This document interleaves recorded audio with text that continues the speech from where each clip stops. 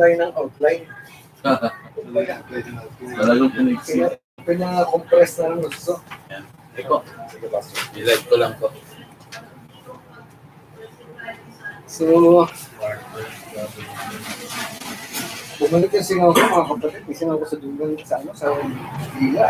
Kaya po pala. Sakit ang singaw. Sarap ng salita. Pero kahapon, yun naman Panginoon ng preyo ko. Preyo ko kahapon. Kasi, may event yung kaibigan ko. Dalawang anak. Familiar kayo sa FPJPM, di ba? FPJ for President Movement ng Oo.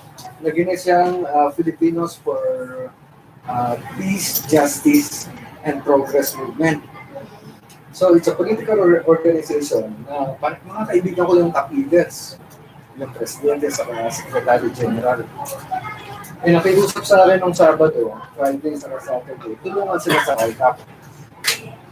Ginawa ko, parang hindi na kontento. Sabi, may meeting sila kahapon. Sabi ko, kahapon yun. So, ando kahapon, si Senator Angara, si Batang Angara? Jinggoy, si Sunny. UP yun eh. Kasama namin sa UP kapag bata sa amin. Jinggoy, si Bong Revilla. Dapat darating si Bongo pero hindi siya nakapunta. Pinapunta si Cesar Mutano.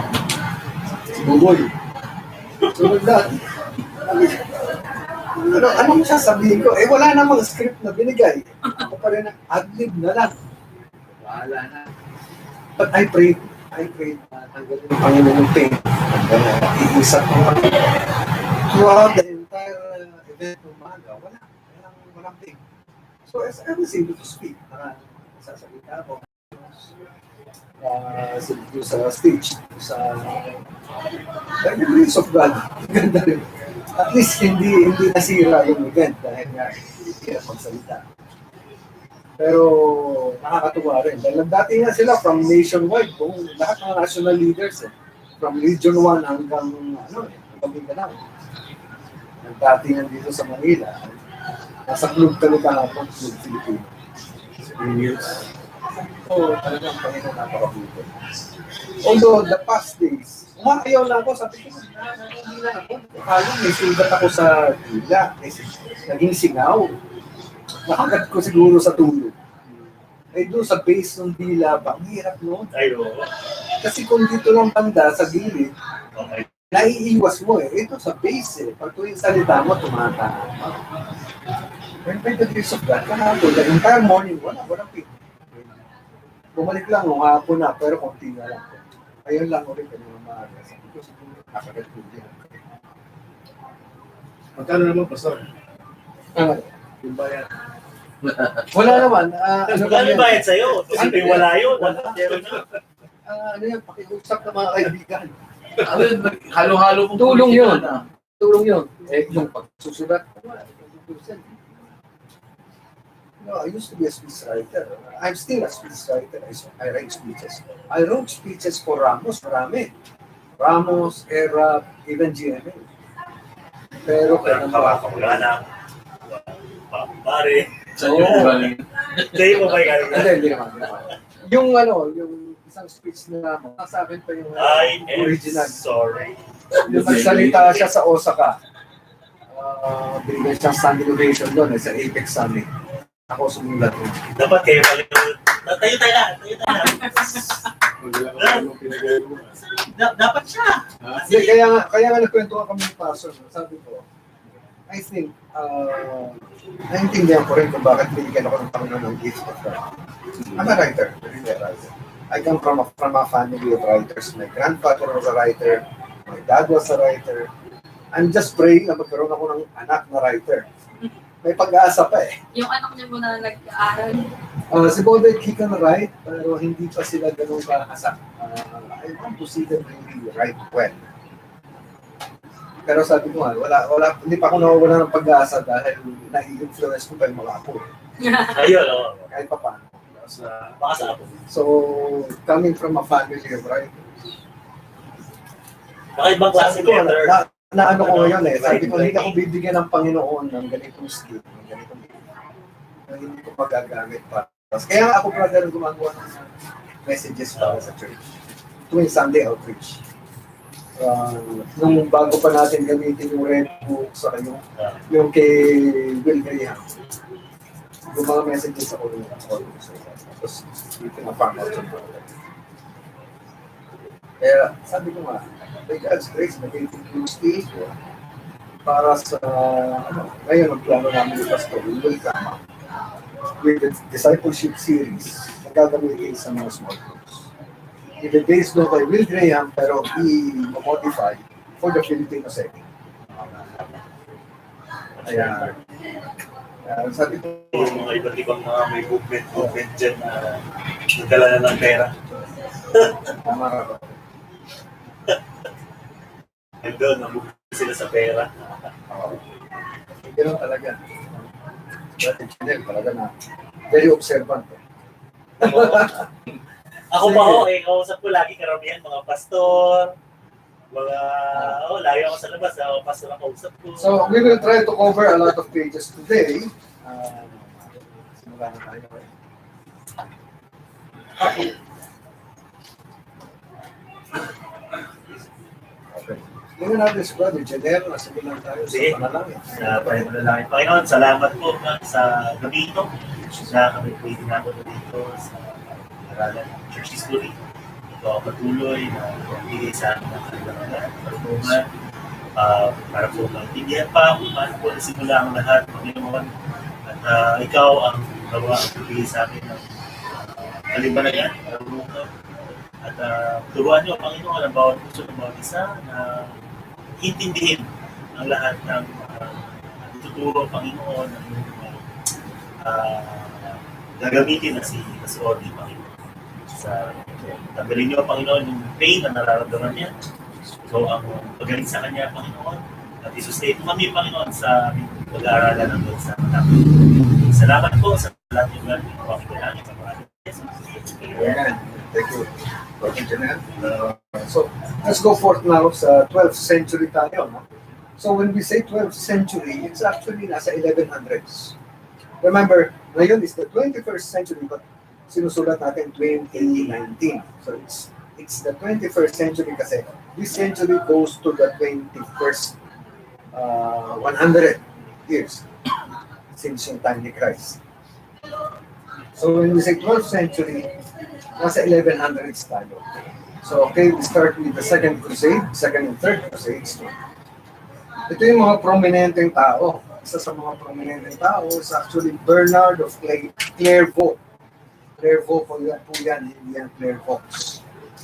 Kasi naalala ko nung araw niya, Volkswagen. Vauxhall. So that is Clairvaux. Clairvaux is actually a part of the southern region of France. So kung makikita niyo ang France, kunwari, ito Europe. If this is Europe, ang France nandito sa dito England, Germany, France, papunta ng Spain, no? And then Italy dito banda. Southern part ng France, andyan ang Clairvaux. Malayo pa sa Italy. Dito sa, kung ito pwede na tawirin doon sa gilid ng Mediterranean papuntang Italy. Ang hirap pag wala tayong mga pan. Imagine na lang. Imagine nila lang, eh, no? I hope by now, may idea kayo kung ano itsura ng Mediterranean. Ha? Pwede, ang ibabaw ng Mediterranean is Europe. Ang sa may bandang, if I'm facing the Mediterranean, bandang kaliwa is Middle East. Sa ibaba ng Mediterranean, ano? Dito, Africa. So, Brother Jenner, Africa. Naisip ba niyo mga kapatid? O natutulog tayo nung time ng history? Pero I never took geography, parang geography class. History lang. Geology meron. Pero because of my love for history, more or less, pag sinabi ng isang bansa, sa isipan ko, minsan pag sinabi pang, for instance, sabi, Carthage. Ayun nga, sabi ko sa inyo minsan, di ba? Carthage is in Tunisia, present-day Tunisia. So, whether it is yung old map or yung map 200 years ago, ibang-iba ang map 200 years ago, mga kapatid. ang Middle East. Iba rin ang kaunti ang map ng Europe 200 years ago. Malaking pagkakaiba. Hindi naman kaunti lang pala. Malaking pagkakaiba lalo papunta sa USSR. USSR banda. Ibabaw ng yung old Europe, okay, ando pa rin. Although may changes, like between France and Germany, yung Alsace area. So, sana magkaroon din kayong desire, at least sa areas ng Christian history, the history of the Christian Church, may familiarity kayo. Familiar kayo. So going back to Bernard, si Bernard of Clairvaux was a monk. Sabi nga dito sa number 1, a monk and one of the greatest preachers of the Middle Ages. In the Middle Ages, matingkad ang kanyang pagkatao. Bakit? Tandaan natin the Middle Ages were another term for the Middle Ages? Renaissance. After that, Renaissance. Anong tawag nila sa Middle Ages? Beginning with D. Pinatay mo yung ilaw. Dark Ages. The Dark Ages.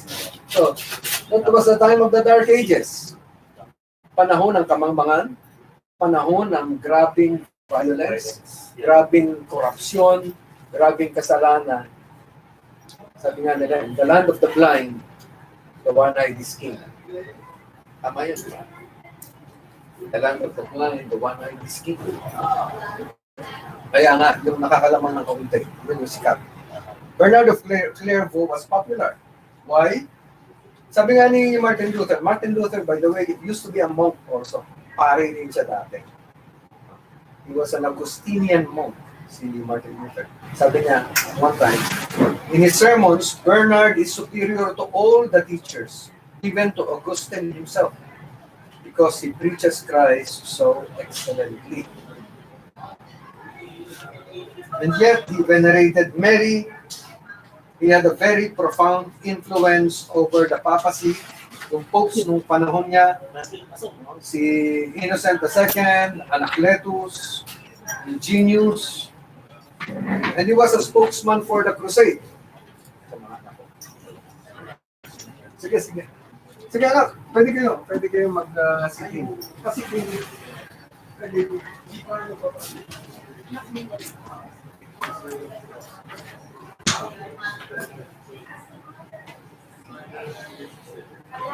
Bernard of Clairvaux. Clairvaux? Bernard of Clairvaux? Clairvaux, Bernard? Pwede ko lang dito. Papasok ko na lang sa utak. Wala may pauso na ito. Alin? Yung chibo? Dito, yung venerated.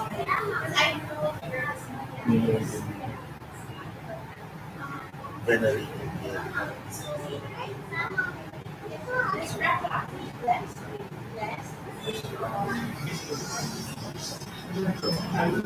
Papuso, ano? Kaya parang pinatawag sa utak. Looking, meron na kami. Mas Malapit ako sa Yung isang ganito, dalawang ay, dinodoro ng buwan yun. dati di ba muna po sa akin. Hindi kasi di ba, nagkaroon Ay, oo, dalawang tuloy. nagkaroon ng Will Graham. Oo. Di wala na, di ba? Wala. Tapos the following week wala ako. Sumunod, wala ka pa rin. Tapos kumain wala pa. Ayun, yung isang mukhang ganyan. Sobrang gulo ito. Wala ako. Pero mas makapal po dun sa namin. Malaki lang po. Sa lahat. Siguro tapos na to, nabalik na. Papapuso niya to. Ah, may 16 Kasi may... 12 pa lang to, may 16 no? Oo, may 16. Ay, ito na may 16. Oo. Ito na rin formation, 1600. Oo, ito na, 16. Dito daw tayo magtatagal. 16. Ito reformation yan. Si Martin Luther yan eh. Luther.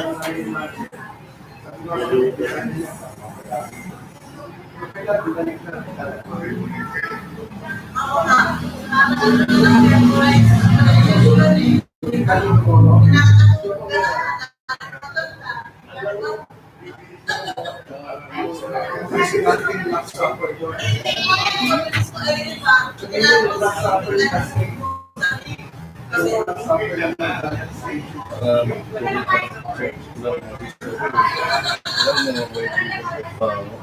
nang nabasa.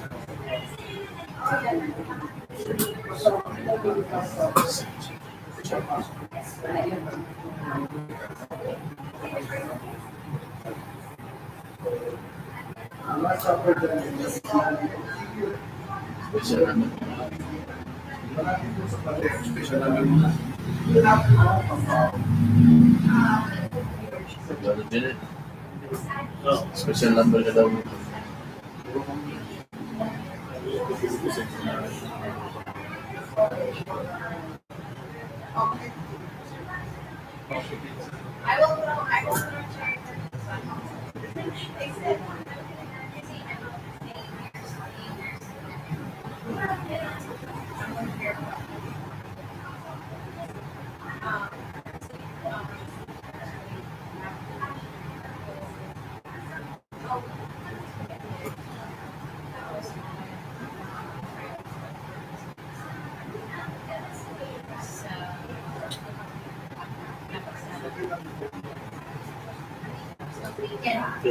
Bethlehem Hotel. Baka yung hilig yung Bethlehem Hotel nilalagay yung participant nila. So, puro Bethlehem mo, kaya mura-mura ng tuloy. Wala kang magagawa sa Bethlehem. Tapos, hindi ka ba naglalagay ng party ng grupo sa Bethlehem? Kasi muna layo-layo. Ano ba dito sa Bethlehem? Wala, pupuntahan mo yung... Yung sabsab, nandun ba yung ano? Wala naman eh, hindi naman sure kung saan yung sabsaban. Makikita mo Shepherd's Field.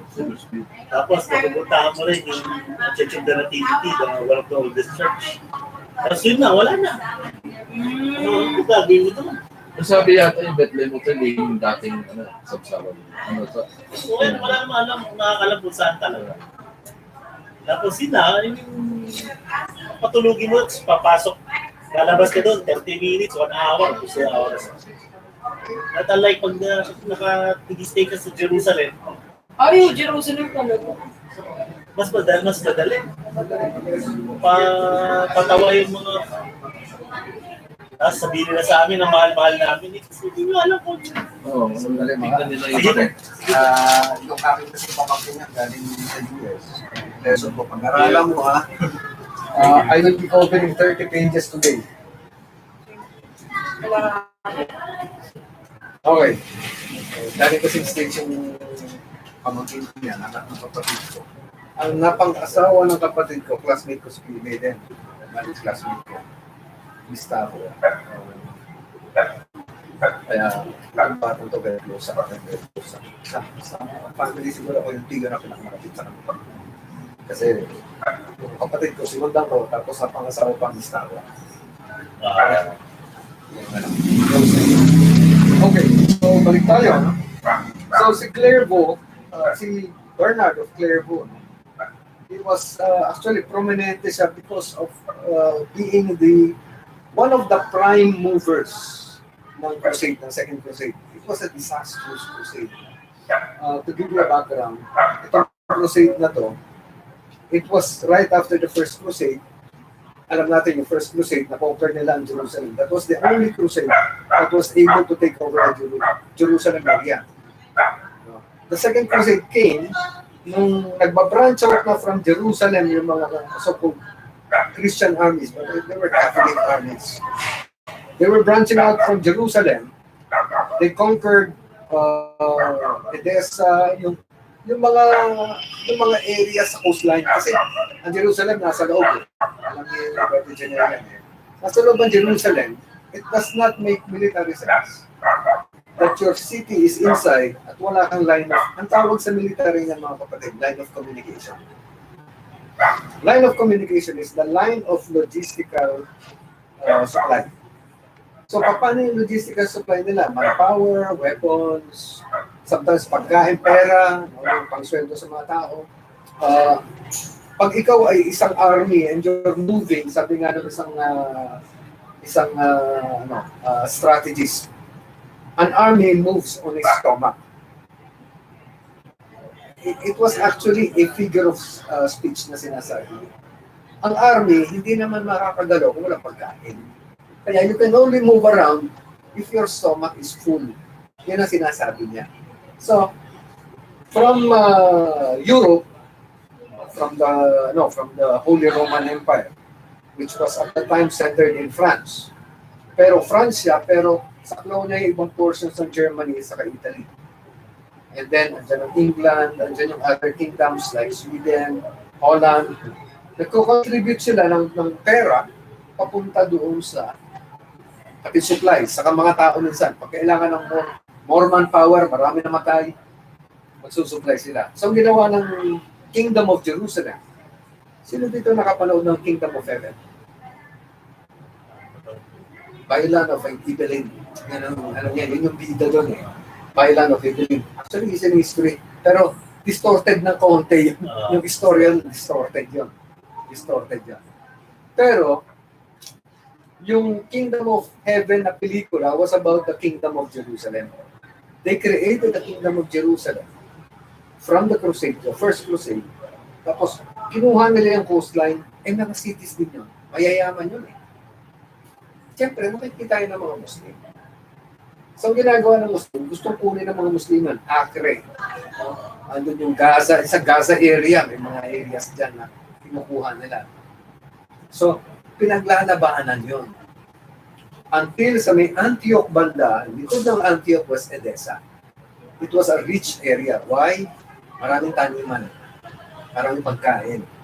So, the area of Edessa became a target of the Kingdom of Jerusalem for supplies. Kinuha nila. And nung lumakas na uli, this was right before Salahadin. Salahudin, ano yung tawag niya ba Salahadin? Si Saladin, right before inatake niya yung area, yung mga nauna sa kanyang commander, nakuha ang Edessa. Ngayon, itong Pope, sabi ng Pope, kaya naman yung Edessa nakuha. Pag-declare tayo ng isang crusade. So, the second crusade. Tinawag niya si Bernard of Clairvaux. Bernard, magaling ka naman preacher eh. Ikot ka sa mga capitals ng Europe. Capitals ng mga Christian capitals. They did not choose to call it Europe. Hindi pa nila tinatawag ng Europe yun. Sabi niya, go to the Christian capitals, you preach the crusade. Pupuntuhan kita. So, nag-preach itong si Bernard, maraming naniwala. He was very credible to a lot of people. During that time, all you had to do was preach in the main cities, in the capital city, and you will get a response. So, nag-respond yung mga hari, nag-form sila ng crusade. Bumaba sila, pero ito nangyari. When they came to that area ng Edessa, even in Antioch, sa may Damascus area, nag-bug down sila, hindi sila nagtagumpay. Maraming namatay. Eventually, kasi iba't ibang mga hari, hindi magkasundo, kanya-kanyang army, nagtampuhan, umalis yung isa. Sabi ng isa, kukunti na lang tayo, marami na ang kalaban, at basta rin tayo lahat.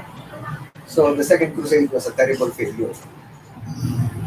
Ang malapit-lapit lang sa success was the third crusade. At kilala natin yung si Richard Lionheart. Dahil walang panalo sa kanya si Saladin. Tinalo na sa lahat ng battle si Saladin. Anyway, because of that, masama ang loob ni Bernard. Actually, namatay ito si Bernard of Clairvaux. He was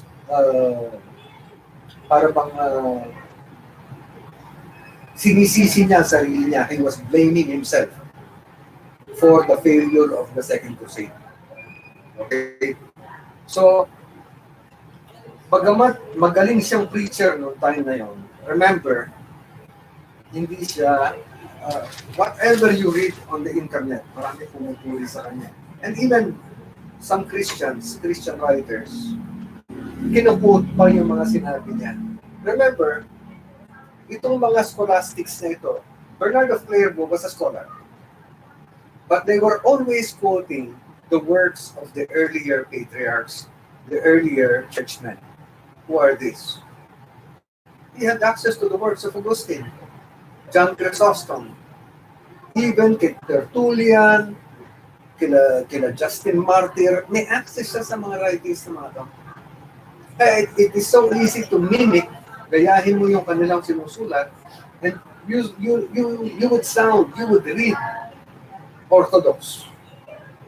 Pero tandaan natin, for us Christians, ito nga kasi, we have to be careful sometimes when we read through church history. Because sometimes, ang sumusulat ng church history is he's not a solid Christian.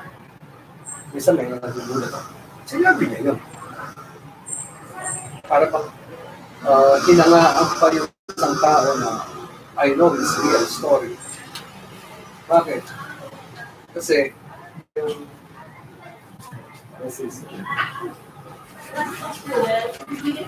wala pa po. It's a devotion. Donation to the ministry to Graham. Okay po. Maraming salamat po.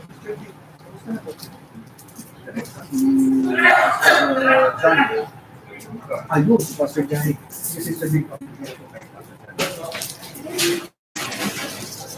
she's a member of my outreach dito banda sa Manila. Okay, so going back. So, ay, Pastor. So, ako nga nagulat nung sinabi ni John Calvin. Sabi ni John Calvin, Bernard of Clairvaux was a major witness to the truth between the time of Pope Gregory the Great and the 1500s. So that's about 1,000 years. Sabi Bernard of Clairvaux, nagulat ako nung sinabi niya gano'n. Sabi ko, hindi ba in-analyze ni John Calvin? Maaaring kinopya lang naman ni Bernard of Clairvaux yung mga sinulat ng earlier patriarchs. Why? Kasi I find it hard to believe na siya ay isang faithful Christian writer. Why? Una-una, while he in his preaching, while he pictured a glorious Christ, mataas ang tingin niya kay Christ. Remember, pagdating sa Christology, alam niyo Christology, alam niyo soteriology, Christology. Pagdating sa theology, sound ang Catholic teaching. Tama? Tama, di ba? Sound ang theology nila. The same Trinity na pinangahawakan nila, parang-paraw sa akin. We hold to the same time. The same Christology na pinangahawakan nila, pareho sa atin. Ano yun? That Christ is 100% God and 100% man. The divine nature and the human nature, magkasama, indivisible na ngayon, in one being. One person, get two natures.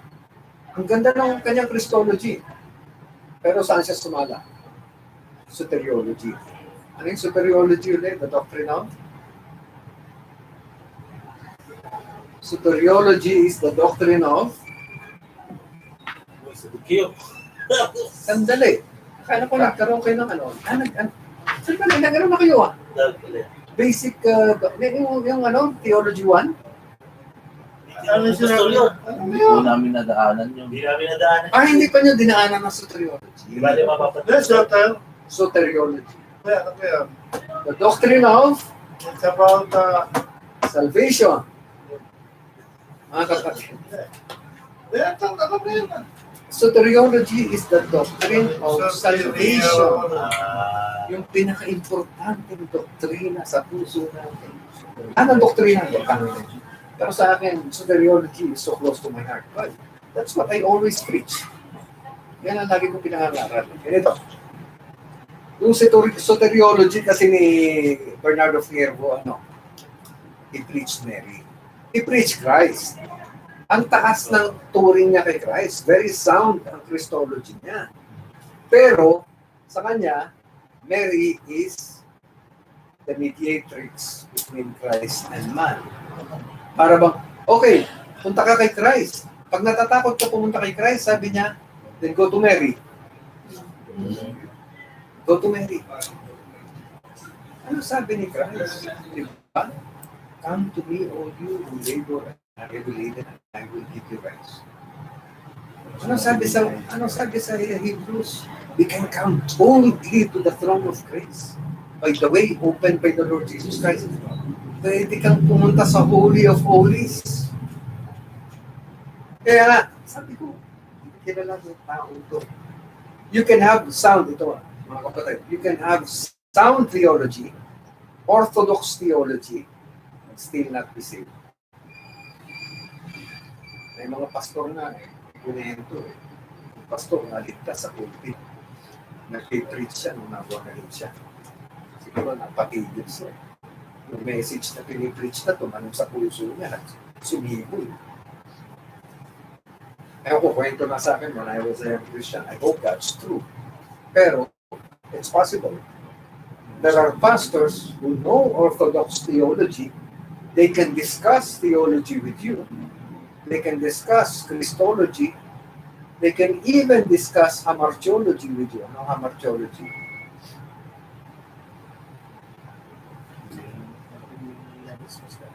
Itong torpeyo. They can even discuss eschatology. What is eschatology? Ito dapat alam mo. Ano ba yung Orthodox? Ang Orthodox pastor, ibig sabihin, yung kanilang paniniwala, umuhulma sa mga true Christians. Orthodox. By the way, mag-ingat kayo. Kasi baka marinig nyo, Greek Orthodox, iba yun. Ang Greek Orthodox, iba. Orthodox Christian, pag pinag-uusapan natin mga Kristiyano, mga anak ng Diyos, yun yung the rule of the right belief in the Bible. Iba yung Orthodox. Ano yung Orthodox na nasa Russia? Russian Orthodox, pareho yun sa Greek Orthodox. Ano ba lang yan? Magkahawig sila. Sila lang mga Ruso. Ito mga Greeks. Ano ba nila si Jesus? Ganun din, hawig din sa Catholic Church. Ganun din Jesus. Pagkahawig, actually, they also have the sacraments. Ang pagkakaiba lang yan, they do not recognize the Catholic Pope.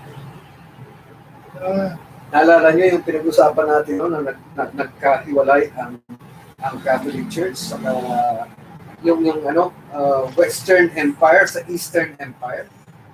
Yung nahati yung Roman Empire. So yung sa Byzantine, yun yung mga naging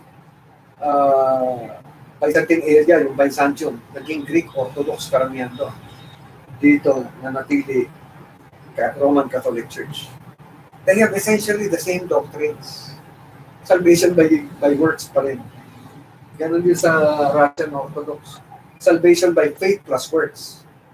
Ang pagkakaiba na lang, yung Pope, yung pamumuno ng Pope, yung pag-aari ng Pope. Yan ang pinagkakaawayan nila. Ayaw i-recognize yung Pope ng Greek Orthodox. Meron silang kanilang patriarch. Ganon din yung Russian, may kanilang patriarch. But they don't believe in the Roman Pope. So, they declare their own saint. Ano mga saint? Meron sila po. Tama ka, Pastor. May mga sarili silang saints. In fact, many of the saints of Catholicism are not recognized by the Greek Orthodox or the Russian Orthodox. But they have common saints. Siguro St. Augustine, common yan. Yung mga earlier saints. Sila John Chrysostom, yung mga So, pag sinabing unorthodox, kabilig talaga naman pag nag-describe kasi nabi mo, unorthodox yan. Kumbaga, may hindi sumusunod sa rule. Hindi sumusunod sa standard. Kasi unorthodox is a generic term. Kaya nga minsan sa tao, unorthodox yung tao. Walang Unorthodox yung boxing style. Oo. Pag sinabi mo unorthodox sa boxing style, hindi niya sinusunod yung normal style ng mga boxers. Okay.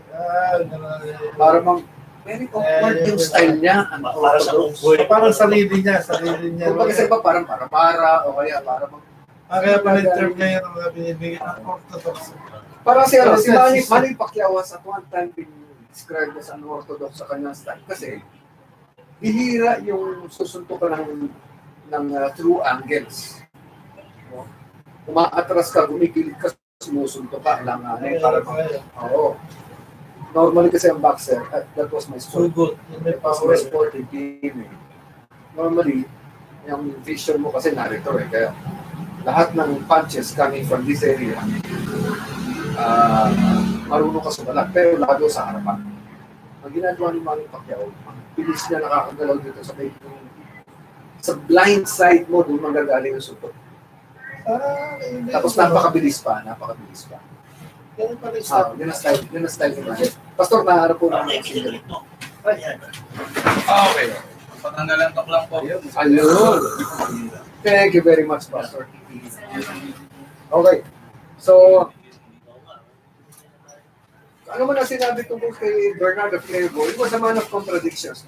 He preached the love of God, and yet, siya yung nag-preach para sa crusade, para pumatay ng daan-daan, ilang daan-daan, tens of thousands, probably, we believe, probably daang linggo napatay. Doon sa second crusade. Maraming Hudyo. Ano pangalan? Bernard of Wala po Clairvaux. siyang kopya. Ano nationality? Ay, tama pala. Ano nationality? He was a Frenchman. Doon pa si Bonap po. Ano si Bonap? Oo, kababayan ni Napoleon Bonaparte. Okay, he also preached humility. Pero ang hilig niyang makisalamuha sa karangyaan ng papasin ng mga pope. Hindi, yung pope naman. Yung kabarkada niya yung mga pope eh. Actually, there was a pope, Pope Innocent II. Isa sa mga disciples niya. Yeah, Innocent II. No, sorry. Eugenius II pala. Disciple niya. Eugenius II. Actually, disciple niya sa monastery sa Clairvaux yan. Trinain niya. Ito kasi, alam niyo kung bakit naging pope po si Eugenius? Kasi yung dalawang pope na dati nag-away. Ito yung panahon mga kapatid na sinabi ko sa inyo, there were rival popes. There were times when there were 2, 3, or even 4 popes na nag-aaway-away. Yung army lang. And they were excommunicating each other. So during the time of Innocent II and Anacletus II,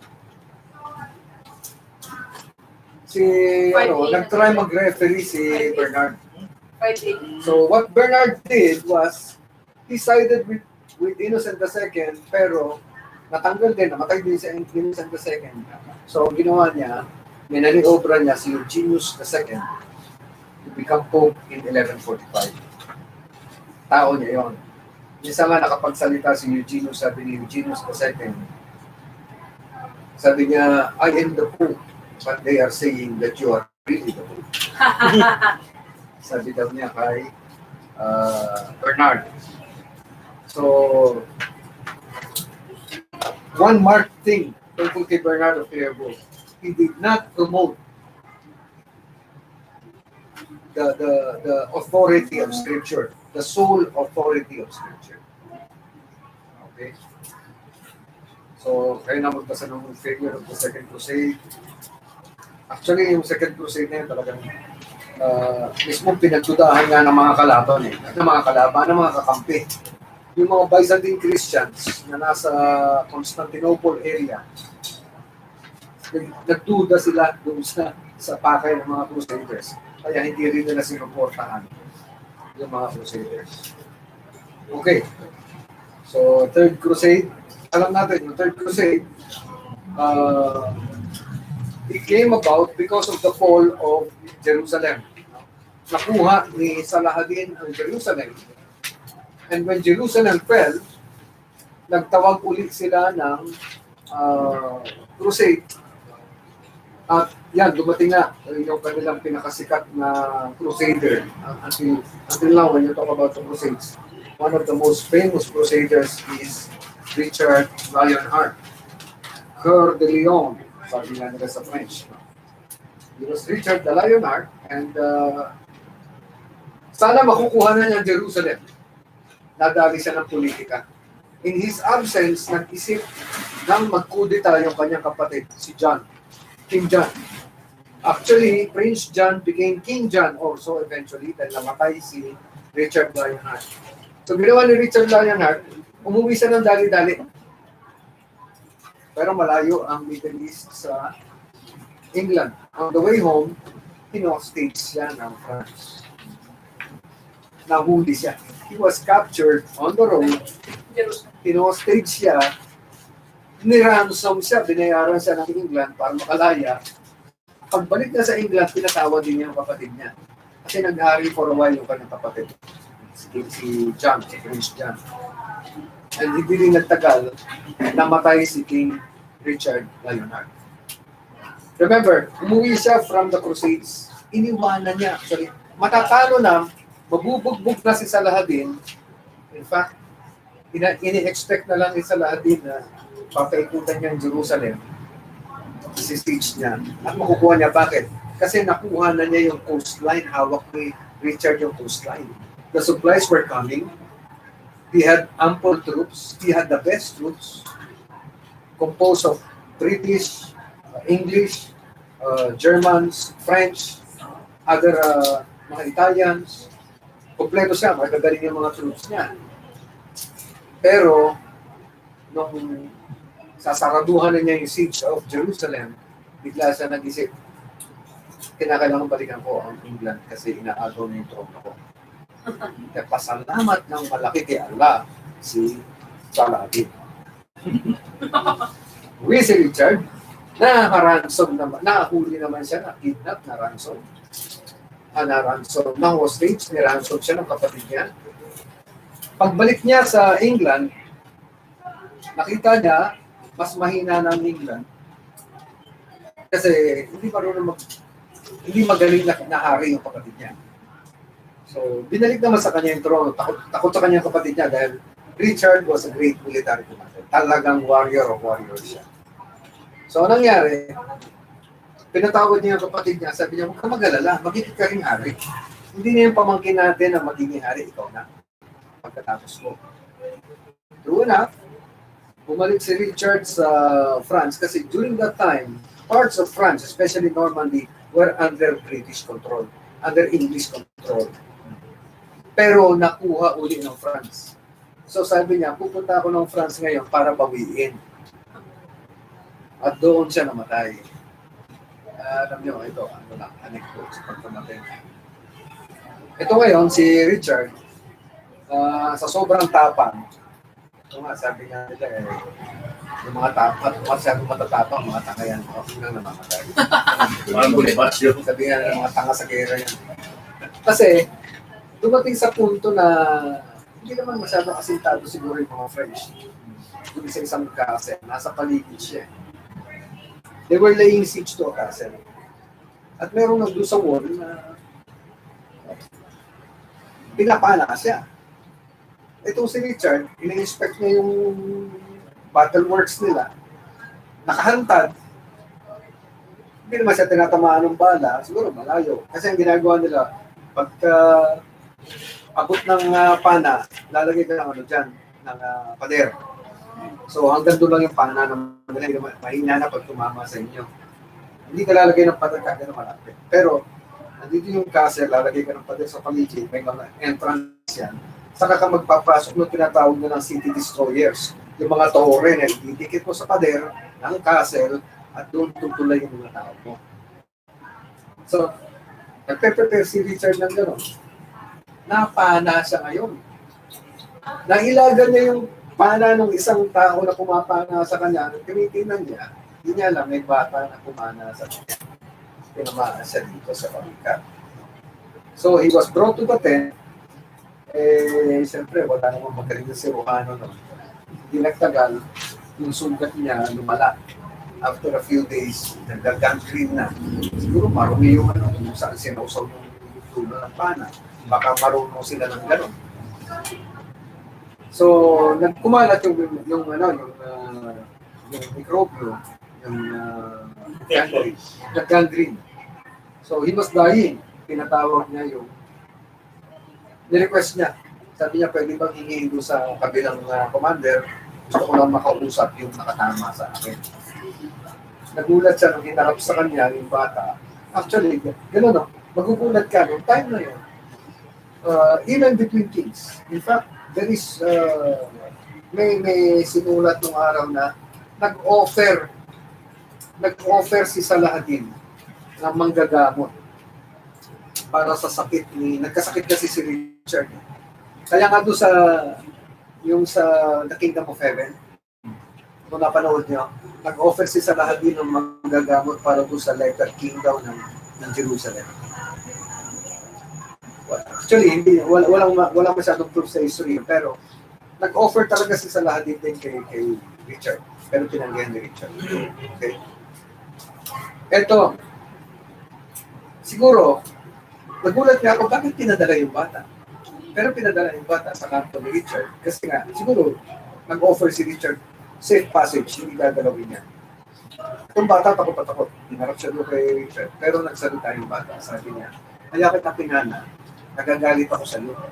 Dahil kayo ang pumatay sa ama ko at sa mga kapatid ko. So, i-expect ng bata, anytime, isa-sentensyaan siya nakamatayan ni Richard. Lalo na. So, sabi ni Richard, walang gagalaw sa iyo. Makakalaya ka, mabubuhay ka. At kumuha siya ng pera, pinabigyan niya ng pera, 100 shillings. Maraming pera mga rin. Pinabigyan ng 100 shillings yung bata. He died. So, si King John, bumalik. Okay. Number page 2. Martyrdom ni Thomas Becket. Thomas Becket. He was the Archbishop of Canterbury during the time ni John. Ito na yung kapanahunan ni John. Hanggang time ni, John. After John, King Henry II. Henry II, noong time na yon, nagkaroon sila ng alitan ni Thomas Becket. Kasi sabi ni Thomas Becket, hindi pa pwedeng parusahan ng gobyerno ang aming mga kura paroko, ang aming mga pare, ang clergy. Di ba naalala nyo yung nasa study natin? Yan yung in the Dark Ages was yung period na talagang grabe ang kasamaan ng clergy. Maraming mga pare, they were maintaining their own mistresses. Wala silang asawa, but they had mistresses and families. Kaya, sasabihin nila, I'm not married. Yes, you're not married, but you're living in fornication. You may even be living in adultery kung kasama mo, may asawa dati. And they had families. At talagang lahat, licentiousness, lahat ng kalaswaan ginagawa. So, there was a time na gusto kong parusahan yung mga pare.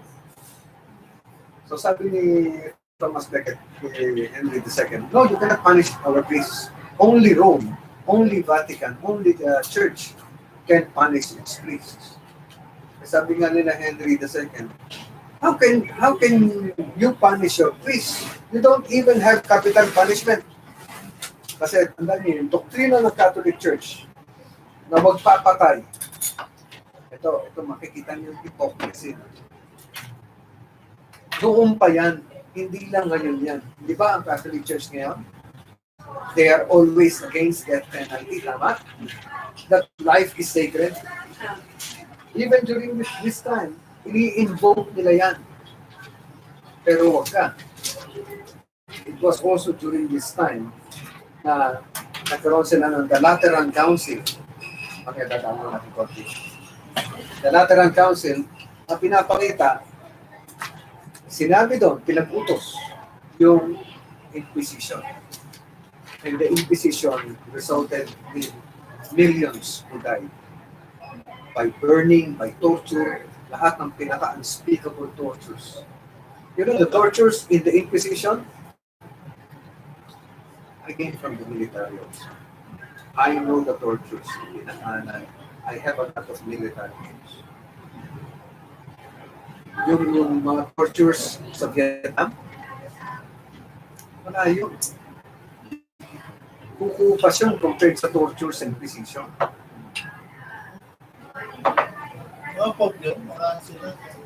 Mga pare, mga monks, Dominicans. Sino ba Dominicans ngayon? Alam mo nila. Anong eskwelahan ang tinatag ng Dominicans, mga kapatid? Nasa San Juan. Dominicans. Dominican College ang pastor, pero ang pinaka-popular na eskwelahan sa Pilipinas na tinatag sa mga Dominicans. rotation. Pinakamatandang universidad na lang. UST. UST. UST was actually established by... Maraming salamat po. Brother AP. Ano ang roots ng mga yan? Saan galing sila? Ang Dominicans, Pastor, ang Dominicans, ang established talaga yan. Actually, Dominic was a... he was an Italian, si Dominic. Magdadaanan natin. Okay. So, anong nangyari? Anong nangyari? That's part of it. Yung inuunat yung katawan. Yung ano, yung una tayo Tapos- puputol ng Tapos yung sulog, stick. don't ever think na mabilis ang sulog ang ginagawa nila. Oh my gosh. Ang ginagawa nila para kung iniihaw. Parang iniihaw. Meron sa baba. May apoy, pero hindi yan na mamamatay ka agad. Kaya nga yung isang Christian, sumisigaw siya ng sabi niya, I'm not burning. Para gusto niya, mapasunog siya kagad para makapos na. And one of his shouts was, I'm not burning. In-expect kasi niya susumugin siya ng magbilisan. Hindi. Okay. They wanted to really torture bago nila patayin. They wanted you to die. Well, mga kapatid, hindi ka taka-taka. Remember, during the time of Christ, the crucifixion was the most painful death. Oo, kasi bibitin ko muna ng ilang oras. Kaya hindi ka man i-crucify, katulad ni napatiwari si Apostle Peter. It was also the most painful death to be burned slowly para kang nililitsong. You die, asphyxiation sa Ang, crucifixion. Hindi naman yung ang honor mo nun, you died for Christ the way Christ died, the most painful death. Masakit nga masyado, pero that's a few minutes or a few hours compared to the eternity in heaven's bliss. Anyway, si Thomas Becket, ito malungkot, Catholic ito. So Thomas Becket is not in heaven, sorry. Pero Thomas Becket, he was ordered executed by King Henry for treason kasi kinontra niya yung hari. Pinapatay siya sa sobrang galit ni Thomas Becket ay napasalita siya ni Henry II pala, napasalita siya na sana yung walang yan mapatay na. Eh seryoso naman yung kanyang mga assistants ng hari, yung mga knights. Eh pakitang gilas. Alamang hindi na ako kailangan ng utusan ng pangalawa. Once is enough. Dalaw yung isang knight, pinuntahan si Thomas Becket at pinupog siya hanggang mamatay. Okay? Sa altar pa siya pinatay. Pinapapalong siya doon sa altar hanggang mamatay siya. So, it sent shockwaves. Ito, katakataka. Nagalit si Alexander, Pope Alexander. Si Pope Alexander, ang ginawa niya, in-excommunicate niya yung hari, si Henry. Sabi niya, excommunicate kita, o tinakot niya ng excommunication. Pag hindi, ito kasi yung pananakot nila. Pag hindi ka sumunod sa penance, gawa ka ng penance. Ano yung, alam niyo yung penance? I used to be Catholic. Penance, kung ano yung sentensyang ibigay sa iyo ng pare. Diba, pumunta ka sa kumpisalan. Father, kasala po, ito po ang aking kasalanan. Diba? Bless me, Father, for I have sinned. Ano ba? Kaya may memorisan. Sandeda po, nag-aaral na. Bless me, Father, for I have sinned. My sins are enumerate yan. Tapos sasabihin sa'yo ng pare, ito ang penance mo. You say the Hail Mary 10 times. The Our Father, ang kalokohan nila. Ganun lang, parang dumi pala. Ito naman, pinagawa siya ng penance, public penance, sa ano naman, sa England pa rin. At tinakot siya. We will excommunicate you and we will declare an interdict. E doon sila takot sa interdict. Bakit yung interdict takot sila? Kasi pag dineclare ng interdict ang isang bansa. Lahat ng pare, lahat ng simbahan, bawal magsabi ng misa, bawal mag-officiate ng misa, bawal silang gumawa ng mga religious activities.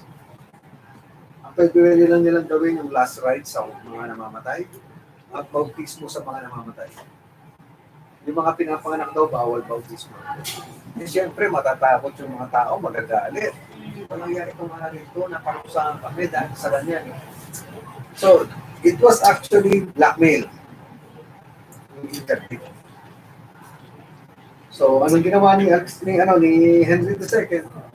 Imbis na mag-rebelde yung mga tao niya, sige na po, mag-penance na po.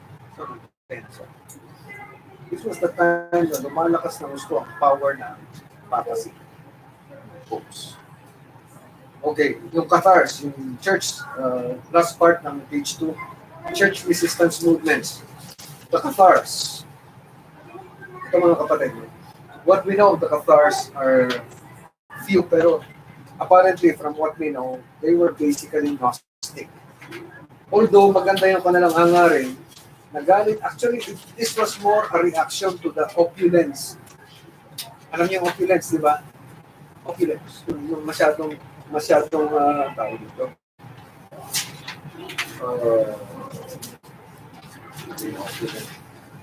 Yung para bang yung pera masyadong pinangangalandakan, yung kayamanan masyadong pinangangalandakan sa Luxury. Luxury. Grandeur. No, yung excessive, hindi lang luxury, brother. Excessive display. Yun. Opulence is actually excessive display and use of luxury. Para bang, tingnan nyo lahat, ito kinakain namin, palagi kaming caviar. No? Selfie. Nag-mansari lang kami, meron kaming caviar, saka meron kaming lechon baka. So, yung mga Cathars, galit na galit sila sa opulence ng clergy sa kanang papacy. So, ang ginawa nila, labag yan. Pero yung because of kaunti lang yung magtuturo ng katotohanan, saan sila bumalik? Sumandal sila sa Gnostic teachings. Ano yung Gnostic teachings? Di ba yung mga Gnosticism? Ang ine-emphasize nila lagi yung spiritual. Para bang to the point na deprive yung physical na katayuan mo. Kaya nga, sa kanila, ang teaching ng mga Gnostics, yung mga Gnostic Christians na sabi nila, Christ did not have a physical body sa number 5. And salvation to them is through spiritual enlightenment, not through the cross. Yun ang mga So, yun yung one of the rebel groups against the Catholic Church. Nagrebelde sila doon sa, nakikita kasi nila, ito yung doktrina nyo. Yung doktrina nila na hango sa Biblia, okay. Pero ang problema, marami silang doktrina na kontra sa Biblia. Like yung mga images, like yung praying to the saints, yung mga relics, yung mga fiesta. Tapos, maliban pa doon, grabe yung pamumuhay ng kanilang clergy. Nakikita ng mga tao yun. Kaya, yung kanila is para bang in reaction, walang kredibilidad, mga hayop yung mga yan, hindi kayo maniniwala dyan, dito tayo. Siyempre, pag wala ka namang babalik ang katotohanan, yung ba sa filosofiya ng nakaraan? Di ba? Several hundred years before, ano yung philosophy na nasikat? Yung mga Greek philosophers, the Gnostics. And then we have the Waldensians. The Waldensians, actually, ito mga Christians to. Mga Christians sila. Sa number 1 yan, history number 1, 1175, a French merchant of Lyons. Lyons is in France, no? Lyons. Named Valdez or Waldes. Waldensians. By the way, V and W are interchangeable sa Russian area, yung sa German.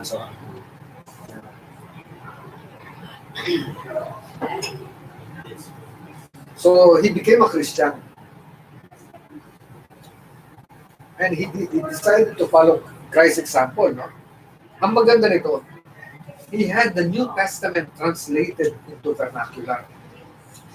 Ito pinaka-critical dito, mga kapatid. Kasi pinatranslate niya, no, sa Lyons. Yung New Testament, noong time na yon, ang New Testament na hawak nila was, ang Bible na hawak nila was the Vulgata, the Latin Vulgate. So from the Vulgate, translate into French. So nauna siya na-translate into French. Later on, si Wycliffe translate into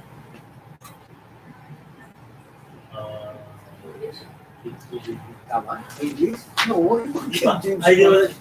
Later on na yun, 500 years later yun, kapatid. Masyado pala maaga. Oo, Masyado maaga to. sorry, 400 years later. Masyado maaga. At 500, tama, 400 plus. So, Wycliffe na sa English. And then, translate, sino nag-translate into German? Martin Luther. Di ba? Martin Luther into German. So, una, pinatranslate ni Waldo. Ang tawag nga ng iba dito si Waldo si Valdez, into French. Yung kanilang salita. And then, ang ginawa niya, talagang binase niya lahat ng pananampalataya sa New Testament. Wala silang Old Testament. We have to understand. So, in-emphasize yung New Testament. And then, talagang tinanggihan nila yung mga Catholic teachings. Dito sa Philippines, tingnan nyo. Ginawa niyang rule of faith was the New Testament. They rejected the infallibility of the papacy, number one. Number two, they rejected transubstantiation, purgatory, and prayers for the dead. They venerated Mary. Okay. Ginagalang pa rin nila, pero wala tayong evidence that they worship Mary. Doon ng araw kasi, mahirap nilang iwanan bigla yung paggalang kay Maria. Sa akin, I respect Mary, but I cannot say I venerate her. Kasi dyan na yung nilalaro ng Catholic ngayon yung salita. Duya, hyperduya, para ba? Iba yung veneration sa worship. To be safe, tayo, let us respect her, but not worship her or even pray to her. Okay? So, ang prime example natin sa kababaihan is not Mary but Christ. Christ is our example. Pero siguro sa motherhood, okay, you can use Mary, but maraming mothers din sa Bible. Marami tayo, si Hannah is an excellent mother. So magagamit natin yung mga halimbawa. Okay. They rejected oaths and military service. So, huwag niyong iisipin na yung mga Jehovah's Witnesses lang ang tumatanggi sa military service para sa mga members nila. Mga kapatid, there is nothing new under the sun. Kaya, yan sila, yung Jehovah's Witnesses, sa Batista, mga bago lang kasi yan.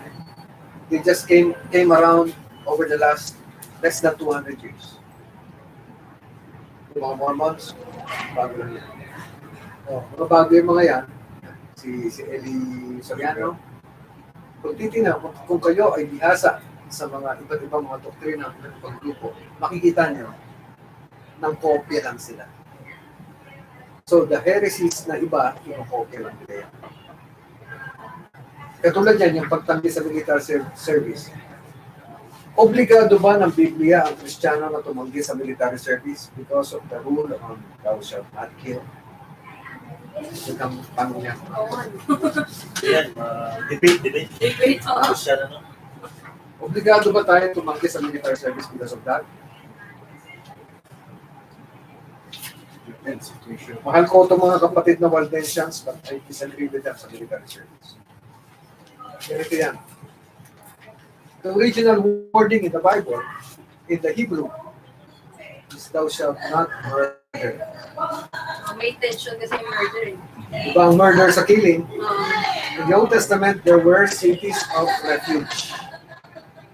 Anim yung in-order ng Panginoon na itatag. Cities of refuge. Ano sabi niya? Ang ganda ng description doon eh. Pag ang isang tao ay nakapatay in self-defense at hahantingin siya nung kamag-anak na napatay niya, he can go to the city of refuge at bawal pumasok doon Kung sino ang papasok doon para hantingin siya ay lumalabag sa utos ng Diyos. So God prepared the protection for people who kill in self-defense. A soldier kills in the defense of his nation. Not only the self, but the defense of my people. Kaya nung sumusumpa kami nung araw, I was 17 years old. Both of the Filipino soldier. I vow that I will give my life for my people. Sinusumpa ko, ibibigay ko, handa kong ibigay ang buhay ko para sa handa kang mamatay. Yun yung kanta natin sa Mamatay na dahil sa'yo. mamatay na dahil sa'yo. Kanata namin. You're defending your country. It's higher than defending myself. I'm defending my nation. Which is more, sana mas mataas. Defending my brother who is in danger or myself. O sabi ni Christ, greater love hath no man than this, that a man should give his life for his friend. And yet Christ gave his life for us when we were his enemies. Anyway, Paano po yung pumatay ng revenge? ayun. Sa revenge naman po, ibang naman po. Ayun, malaking kasalanan yun. Murder po yun, di ba? Murder. Ganun. Ang ginawa ng anak ni Jacob, yung ni-rape yung kapatid nila. Parang revenge po ba? Pag ni-rape si Dinah, pinatay nila si Shechem. Pati yung matutuloy po bang Yung murder? patuloy, tapos lahat. Ang murder yun. Masakal na yun, masakal. Massacre yun. In fact, hindi lang massacre. Grabe yung treason doon, yung treason. Yung, inano mo pa, dineseive mo pa sila. Oo. Di ba dineseive sila ng mga anak ni Jacob? Oo. Don't think that pinayagan ng Diyos yun, na masaya ang Diyos, no?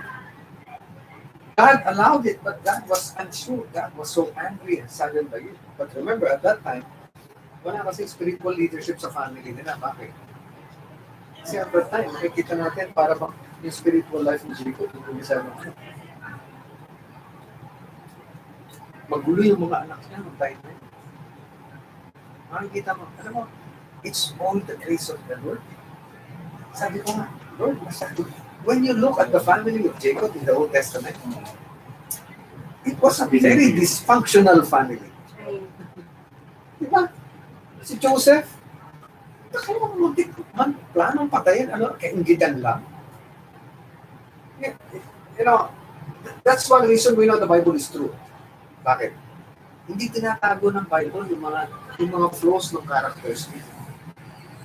Kaya magiging sa magugulat ka, sa pamilyang ito, pinangalan ng 12 tribes.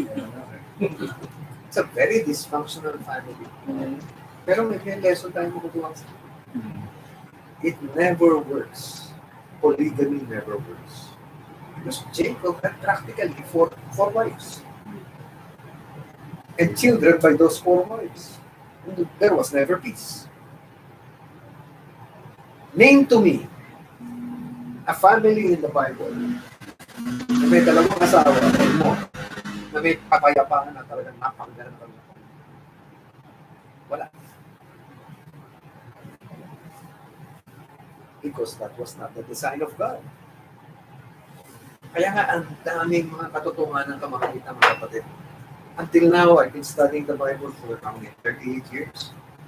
Every now and then, may nabubukal akong bagong kayang, uy, ang ganda nitong katotohanan na ito. Yung parang naliwanagan ako.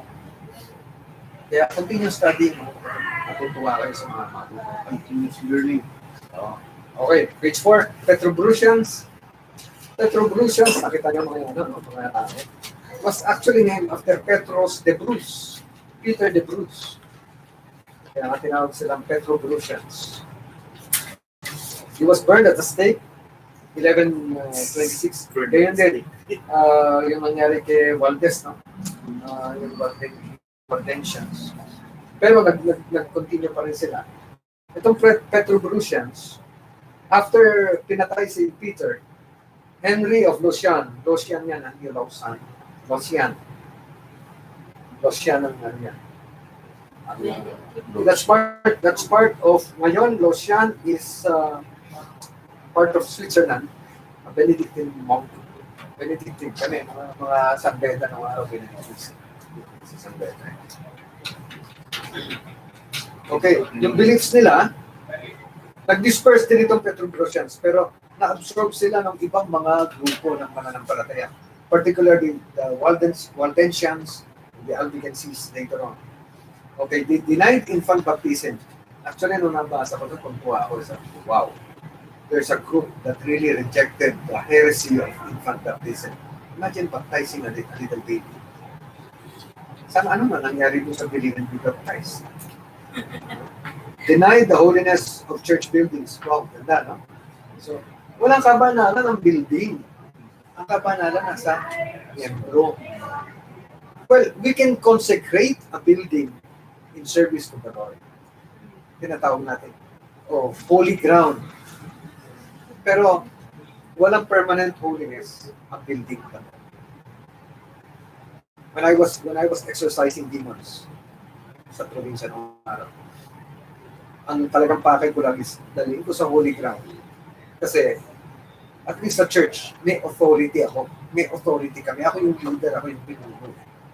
So, we can pray together there, walang magagawa yung iba pag pinag-pray na. Kasi doon sa kanilang sariling bahay, na ilalayo sa akin, pag nataboy na yung demonyo, hindi pa na nako-convert sa Panginoon, kinukuha na. Ano nangyari? Ba't kinuha? Parang, mabalik yan eh. Yan ang ano ko nun eh. Tunga na, bumalik yung demon spirit.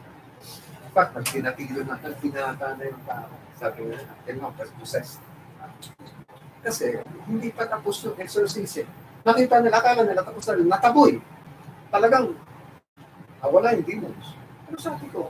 Until the Lord Jesus Christ is able to claim that soul, hindi siya safe. So, after so many days, okay. So, tama yung sinabi ng mga Petrogrosians. Number 3, they did not venerate the sign of the cross. They were closest to fundamental Christianity, mga kapatid. They were closest to us. They denied the doctrine of transubstantiation and the sacrifice of the Mass. They denied prayers or any good works done on earth. Sabi nga nila, hindi makakatulong sa mga namatay, yung mga panalangin o good works na ginagawa natin ngayon. They opposed celibacy for the clergy. They rejected singing. Ito lang, parang as a true act of worship. Sa akin, I disagree with this. Pero, I would need to know more kung bakit nila sinabi. Sa akin, I do not judge them. Maaring nung time na yun, masyadong ina-attach siya ng so much value of singing. Pero remember, singing is part of our worship also. In fact, it prepares us for true worship. So many times, I have experienced it many times. Not only sa dito, na-experience ko dito. Not only in the churches I attend, even in some gatherings, yung singing nakaka-prepare talaga ng kaluluwa. It prepares your heart. And in fact, sa aking private worship sa Panginoon, many times, yung singing prepares your soul for the true worship. Okay. Okay. Universities and the rise of scholasticism. So, yung universities, by the way, ang meaning ng universities, buong katawan, the whole body. So, in the university, you have the university, para po, it is governed as an institution. No? Andun yung the faculty and the studentry. Yun yung university. So, ang method of education nila nung araw was lecture and then disputation. Alam natin yung lecture, yung ginagawa natin ngayon. Wow. Ano yung disputation? Disputation is none other than debate. Or, minsan sabi nila, dialectics. Ano yun? So, dalawang grupo, mahahati yung body. At anong ginawa natin dito, sa inyo, sa kay Pastor Review. So, mahati yung body, one pro, one con. And then, debate. And then, yung professor or the moderator will be the one to say later on, to explain. Tulad na ginawa namin, di ba? Kami yung mga nakikinig, kami yung judges. And then, after your debate, we gave our points. Ito yung mga and we try to assist you in the way Ito dapat yung approach. Ito dapat yung approach. Yung sinabi ko nga na nasa impossible situation si Brother Janelle, and yet he defended his position magnificently. Magaling yung defense niya, pero in the end, talagang matatalo. Pero he put up a very good defense. In fact, one of the best defenses na possible. He did his job. He did his, sabi nga ng isang kasama ko, alamin mo yung product mo. Know your product very well. Sabi niya doon sa mga kasama ng mga tauhan namin. So, he studied very well his material, and then he was able to put up a very good defense. And yet, ultimately, it came down to matatalo yung position. Bakit? Kasi the real authority is the word of God. Okay, so page 5 tayo. Rise of scholasticism. Letter F muna, doon sa dulo, sa top pinakataas. No? Itong magandang nagawa ng universities sa Christianity. It produced a theological revolution in the Western civilization. Western Christendom. Why? Kasi, kung araw, ang theology dinidiscuss lang sa mga monastery, sa mga kumbento, sa mga simbahan. Ngayon, biglang nilagay mo sa merkado, sa universidad. Universities were always near to the market. Bakit? Dahil yung nag-aaral diyan, kinakailangan kumain. May boarding house, may nag-aaral. Ang nag-aaral sa university, yung pinakamayayaman. Nakatira ka sa bundok, mayaman yung pamilya mo doon, may sakahan, may mga pastuhan, maraming alagang hayop. Wala na may eskwelahan doon eh. Padadala ka ngayon sa capital to the university. May boarding house ka sa tabi ng university or within the university compound. And then malapit sa palengke ang bakit. Kasi kakain ka eh. Hindi ka naman taga doon eh. So, ang nangyari, itong mga elite, yung mga may kaya, naturuan ngayon ng edukasyon. Nabuksan ang isipan nila. Hindi ako nilalatigo sa konbento ng abot ng monk. Natututo ako at may leisure and learning the Word of God. So it was a theological revolution. Nabuksan ang pananaw nila. Pero at the same time, remember, ito nga sa number 2, rise of scholasticism. Pumasok din, hindi rin bibiduan job doon. Hindi porke nag-aaral sila ng teolohiya sa university, tapos na doon. Remember, in the university, lahat ng kaalaman ang tinatry nilang tuklasin. So, hindi lang theology, hindi lang Bible. All other knowledges. Ano yun? Yung mga pinag-aralan ng araw ng mga sophists, sino yung mga yun? Yung mga nauna kila Aristotle, Plato, kila Socrates. The sophists, the searchers of knowledge. Kaya nga sophists sila eh. Sophia is knowledge. Philosophia is love of knowledge. So the sophists, pinag-aaral nila yung mga sinasabi ng sophists, nila Socrates, nila Plato, and then sila Aristotle, and then yung mga thinkers pa, subsequent. Pinag-aralan nila uli yun, binalikan nila yun. Kaya nga, ang nangyari ngayon, you have two camps. One is using faith and reason. Meron sila, remember, nung araw, di ba, ang Roman Catholicism was the state religion. So, while they were studying faith, they were also studying logic. So, para bang, let me prove my faith through reason. Yung isang kampo. Yung isang kampo naman. No, I just stick to the Bible. I just prove my faith by the Word of God. O by my devotion to Christ. Dalawang sangay. Mas marami minsan yung nasa kabila eh. So, yung early, dito rin nabuo yung systematic theology. Nung araw, ang tawag nila sa system was a summa. Kaya nga, si Thomas Aquinas, he wrote yung kanyang Summa Theologica. The system of theology niya. Okay, early schoolmen, letter B. Number 1, Anselm of Canterbury. Matalakay natin before yan. Si Peter Abelard, Peter Abelard he was a brilliant man. He wrote a treatise on the Trinity. No? Pero yung kanyang tinuro sa Trinity, lumayo sa orthodoxy, lumayo sa tinuturo ng Biblia. Kaya kinondemn siya. Actually, kinondemn siya ni Bernard of Clairvaux. At pina-excommunicate siya. Na-excommunicate niya siya. Ang ginawa niya, dahil hindi naman siya yung Christian na talagang mamamatay para sa pananampalataya. Si Peter Abelard was just a scholar. He was just a scholastic. Ang ginawa niya, sige, heresy yan, sige, tapo niya, sunugin niya. Pero hindi rin niya talaga piniliwan. Yung pa rin ang kanyang paniniwala. Para sa panlabas, magkukunwari siya. Pero nagdududa sa kanya kasi, nagtagisan, Bernard of Clairvaux, kinahahangaan sa kanyang kaalaman sa Roman dogma, Catholic dogma. Peter Abelard, kinahahangaan sa kanyang talino. Napakatalinong tao to.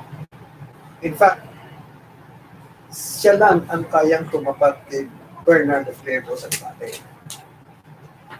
Ito, hindi siya tinanggalan ni Bernard. Pina-excommunicate at pinatawag pa siya sa ng Pope para sentensyahan. At alam ng lahat na pag dumating siya sa Pope, sa harapan ng Pope, papapatay na siya. Pasusunod siya. Ang nangyari, niligtas siya ng isang abot, isang pinuno ng isang monastery. Also named Peter of Cluny. Ang ginawa ni Peter of Cluny, nung dumaan si Peter Abelard, Peter, matanda ka na. Mahina na katawan mo. Dito ko na sa akin. Na-convince siya si Peter Abelard. Sabi niya, huwag kang mag-alala. Susulat ako sa Pope. Susulat ako ni si Bernard. And he was able to prevail upon the Pope and upon Bernard na yan yung manatili sa akin. Matanda na ito. Namamatay na ito eh. Ilang bulatin lang hindi pumipirma. Kaya dito na lang siya. Itatry kong ibalik siya sa orthodoxy, sa Catholic orthodoxy. At talikuran yung kanyang mga mali-paniniwala. Okay? So, yun ang nangyari. So, he died a natural death. Peter Lombard, he was the father of Catholic systematic theology. Yung kanyang Summa Theologica naman, gumawa siya ng kanyang sariling summa, finormulate na yun.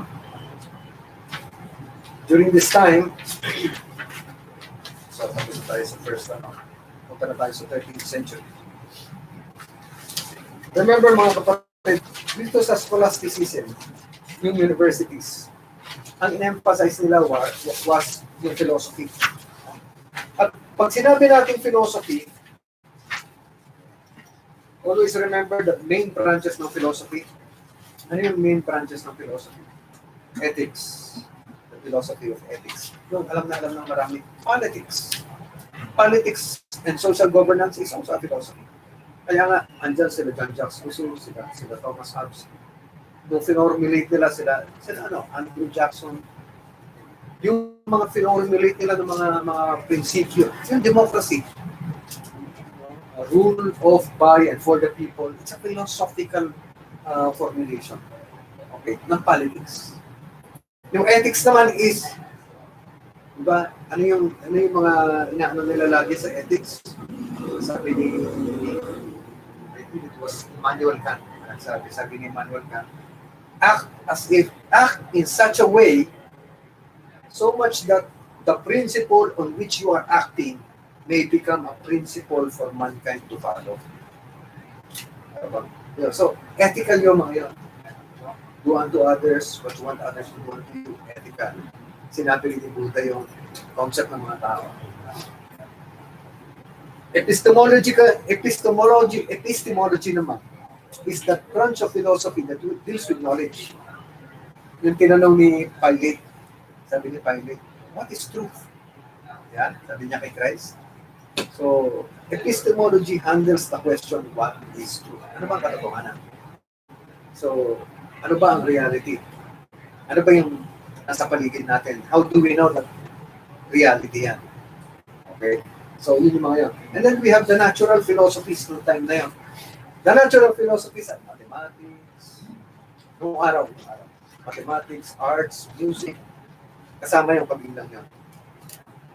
Even astrology noong araw. Astronomy pala. Astronomy ng araw. part of natural philosophy. Okay, 13th century, birth of the mendicant monastic orders. Ito yung mga namamalimos. Number one among them, na pinaka-popular, was the Franciscan order, which was established by Francis of Assisi. He was an Italian. Tataka ka, bakit siya tinawag na Francis? Kasi ang tatay niya mahilig sa mga French. Anong tawag dito? Francophile. Yung in love sa French things, Francophile. Francophile. Inis, galit sa French things. No? He was a Francophile. He loved anything French. So pinangalanan niya si Giovanni ng Francesco. That's why he got the nickname Francis. Francesco. Okay? So he was a military man. He wanted to become a knight. Pero dumating sa punto na hindi na siya satisfied sa military. So one time he was praying before the crucifix and he imagined the figure on the cross saying, Francis, repair my house which is falling down, which is about to fall down. So ginawa niya, pinuntahan niya yung bodega ng tatay niya, may kaya yung tatay niya. Kinuha niya yung mga telas sa bodega, binenta niya, and bumili siya ng mga bato para i-repair yung. Anyway, nagkaroon siya ng para bang desire to seek spiritual knowledge. And one time, nabasa niya yung Matthew 10, verses 7 to 14. And if we go to that, yun yung binigay ni Christ, yung commission. Di ba? Yung ginawa silang soul winners. Pinutuusan sila ng Panginoong Jesus. To preach the kingdom of heaven. So, naglibot yung mga apostles. Ano sabi niya? Huwag kayong magdadala ng pera. Tungkod lang ang dala nyo. Huwag kayong magdadala ng extra damit. Pumasok kayo sa syudad na tatanggap sa inyo, mag-aaral kayo. Kung ano hihahin sa inyo, kanin nyo. So, nakat si Francis of Assisi. Ang ginawa niya? Ginaya niya yun. Ang ginawa niya, namalimos siya para makakain siya at nangangaral at namamalimos. So maraming gumaya sa kanya. Imagine yung makikita mo, tao na, hindi naman taong grasa. Ito naman, mahirap lang siya. Siguro, lumang-luma yung damit, yung tungkod, nangangaral, and then, kung ano yung papakain sa kanya, yun ang kakanin niya. Anong mali doon, mga kapatid?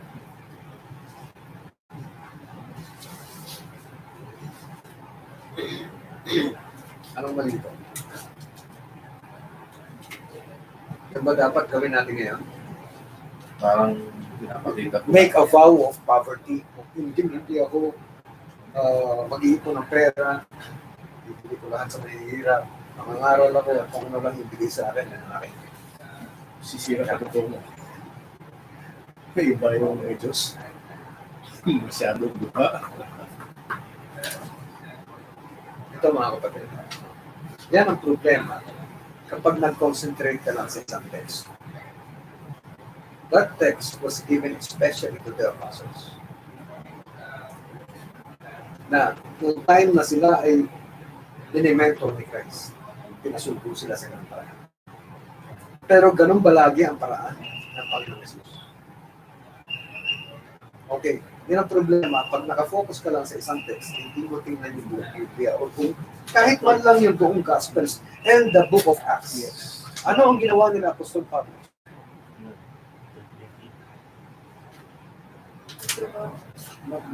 Ano sabi ni Apostol Pablo?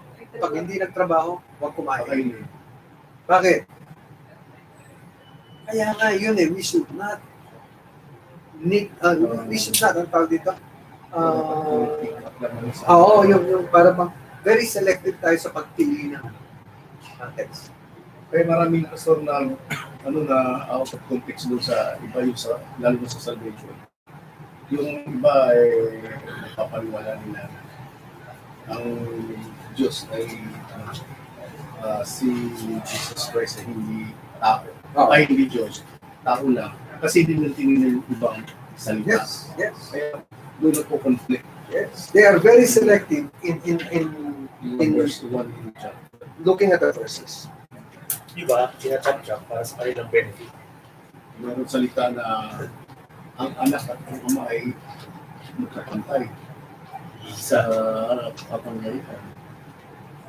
So, nangyari, itong mga Franciscans, maraming gumaya kay Francis. In fact, nag-appeal nga siya kay Pope Innocent, na i-recognize yung kanyang order. Which Innocent III did. Na-recognize yung kanyang order. Ang problema, the next popes, sabi nga, sandali, hindi ka marunong mag-administer, lumalaki yung grupo niya eh.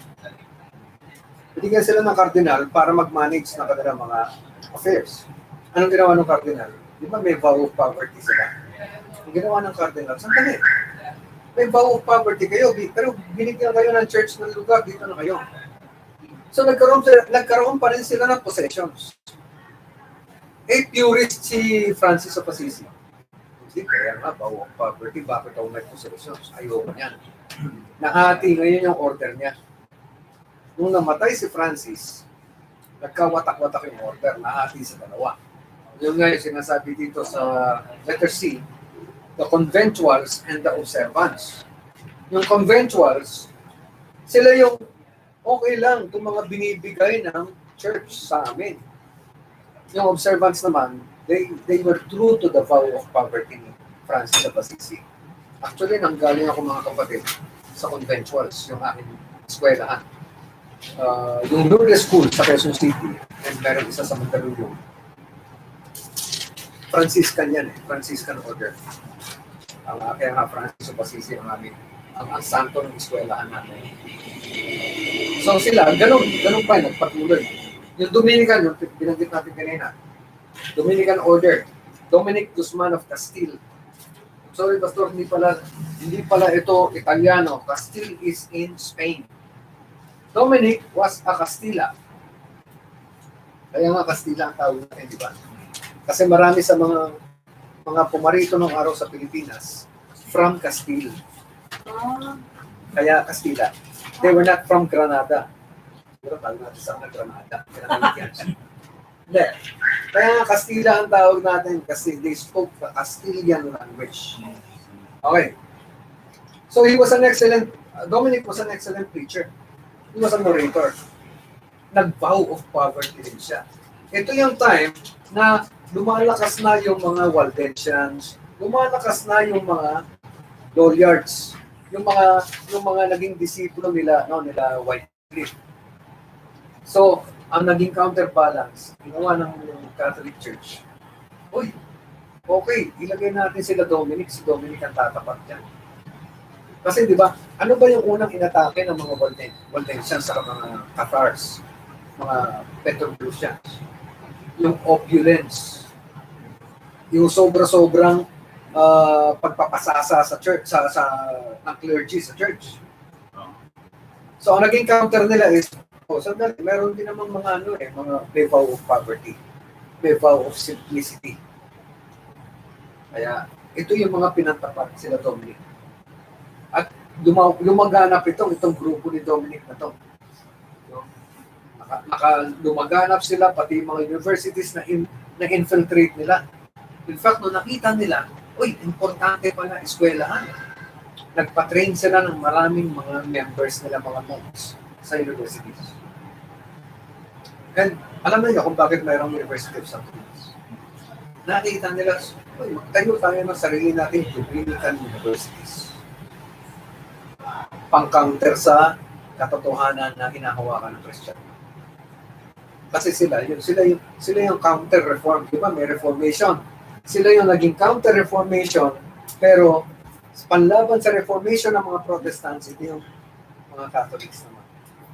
Parang sinasabi nila, nagre-reform din kami. Yun lang, ayaw nilang bitiwan yung kanilang mga maling doktrina. Okay, other mendicant orders. Number 3, Carmelites. Augustinians. Yung Carmelites, ito yung time na meron pang Kingdom of Jerusalem. So the Carmelites were the nuns na nagtayo sila ng monastery sa Mount Carmel. Ano nangyari sa Mount Carmel, mga kapatid? Anong nangyari sa Mount Carmel sa Old Testament? Si Elijah.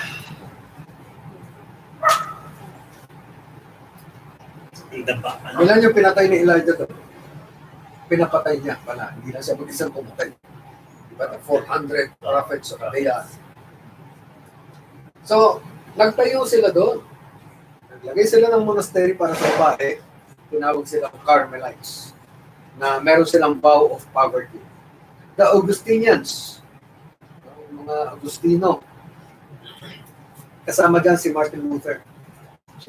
Nagtayo rin sila ng organization, pero hindi na sila yung hermits. Di ba yung hermits yung naniniraan na mag-isa, secluded sila, hindi na.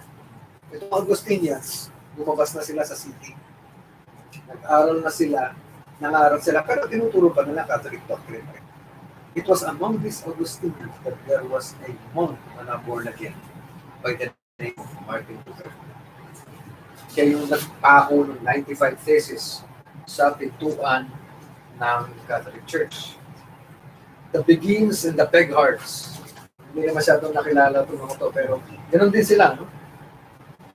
And then, the new monasticism. Letter A, sabi nga dyan, they were begging for food rather than growing it in monasteries. Sabi nga, Apostle Paul, sinabi ko sa inyo kanina, sino ay magtrabaho o kumain. Letter B, not being bound to a specific monastery. So, hindi sila loyal sa specific monastery. Letter C, they were exempted from the authority of the local bishop. Yun yung mga katangian nila. Okay, the pinnacle of the church, of the Catholic power, yung pinakamataas na kapangyarihan ng Pope was Pope Innocent III. No? Kung maalala nyo, si Hildebrand, yung ating pinag-aralan dati, I think, hindi masyadong naikwento sa inyo. I read a lot about this man, si Hildebrand, who became Pope Gregory VII. He was a monk. He was a monk named Hildebrand. Magaling din siya sa Catholic theology. Hindi niya ma-achieve yung power na yon during his lifetime, which is just about 100 years bago nitong kay, more than 100 years na konti, bago kay Innocent III. It was Innocent who became, so he was not a very innocent person. He was the most powerful pope in the history of the Catholic Church. So during his time, dineklara niya na hindi na vicar of Peter, but vicar of Christ. Ano ibig sabihin ng vicar? O vicar? By the way, you can pronounce it vicar, you can pronounce vicar as well. Kahalili. Or representative. Actually, ang vicar is para official representative. Naalala niyo si Senator Tolentino? Umarag matanda na. Naalala mo, yung naging running mate ni Marcos nung araw, yung Vice President. Si Arturo Tolentino, kaibigan ko yan. So, minsan pinikwento niya sa akin, ang pangalan ng anak ko, Vicar Tolentino. Okay, may kahalili ka na kaagad, ha? Kahalili ni Arturo Tolentino, ni Tintoy. Anyway, biro niya yung ano niya, na parang, hindi lang ako kahalili ni Pedro, kahalili mismo ni Christ. Yan yung blasphemy ba? And he was not content with that. Ito nga yung sinabi niya, nakaquote mga kapatid. No? We are the successor of Peter, the prince of the apostles. But we are not his vicar. Para ba, isipin, hindi kami vicar ni Peter, we are the vicar of Christ himself. We are not the vicar of any man. And then, siya mismo rin, later on, hindi siya nakontento. Bakit Son of God lang yung pinagbibigara natin? Letter B. Moreover, the Pope took to himself the title of Vicar of God. Kasi nakita niya yung mga hari. Ito. Naalala niyo yung sa hari? Ano yung principle lagi ng hari nung ano? This was in by elementary years, tinuro sa amin. Ano yung principle ng the divine right of kings? Ano sabi nila?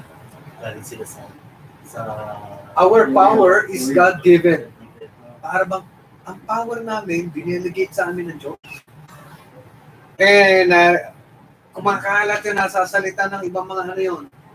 Kasi yung, alam yung mga sip-sip sa hari, sobrang sip-sip. Busing! Tinalaga ka dyan ng Diyos eh. Pinahalili ka para sa Kanya in the place of God. Ikaw yung magsasalita, ikaw yung mag-ano. Oo, ikaw yung magbibigay ng justice doon, magbibigay ng pangangailangan ng mga tao. You reign in the place of God Almighty in heaven. Yung mga kalokohan, kahibangan ng mga tao. Kaya sabi ni Innocent III, sandali. Vicar of the Son of God. Hindi na lang, Vicar of God na lang. So, para bang siya na mismo yung official representative ng God. Ang title, sabi nga dyan, only serve for the emperor. Kinuha niya yun. And during his time, number 2, tingnan nyo, the papacy in the state. Innocent intervened or interfered in the affairs of Germany, France, Italy, England, Portugal, Bohemia, Hungary, Denmark, Iceland, and even Bulgaria and Armenia. Tatlo lang yung babanggitin natin dito. Italy.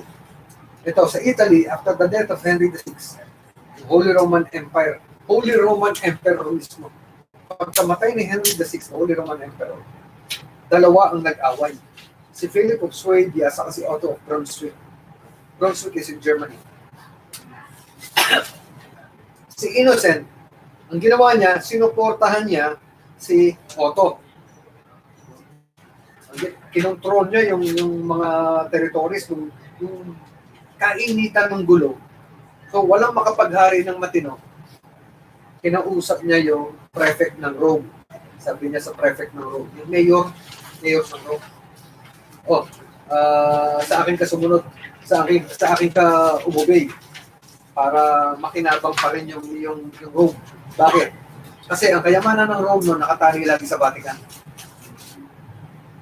Dahil siyempre andun yung Vatican, sa Vatican yung mga nagbibigay ng mga di ba? Donations, mga kayamanan para bang masyadong tali ang Rome sa kayamanan ng Vatican. Kasi wala magawa yung mayor. Kasi po, tali yung plate niya. Ginawa niya sige, suportahan natin si Otto. Kinausap niya yung mga mayor at yung mga lords. Suportahan niyo si Otto sa Holy Roman Empire. Remember, the Holy Roman Empire controlled Germany, France, and parts of Spain. Hindi buong Spain, parts lang sa Italy. So, nangyari, sige, sinuportahan nila. Nangyari, si Otto, nung siya na nagwagi, siya yung naging malakas na malakas. Mas malaki na ang army niya. So, tiklop na yung kalaban niya. Nakalimutan bigla ni Otto na may pangako siya kay Innocent. So, ang ginawa ni Innocent, nilagay siya sa lugar. Sige, Otto, excommunicated ka na. Kasi meron siyang hinihingi kay Otto ng mga kayamanan, mga teritoryo. Ibigay mo sa akin itong parts ng Italy. Yung pinakamaraming taniman, maraming aanihin. Yung pinaka-economically developed ng mga lugar. Hinihingi ni Innocent III para sa papacy.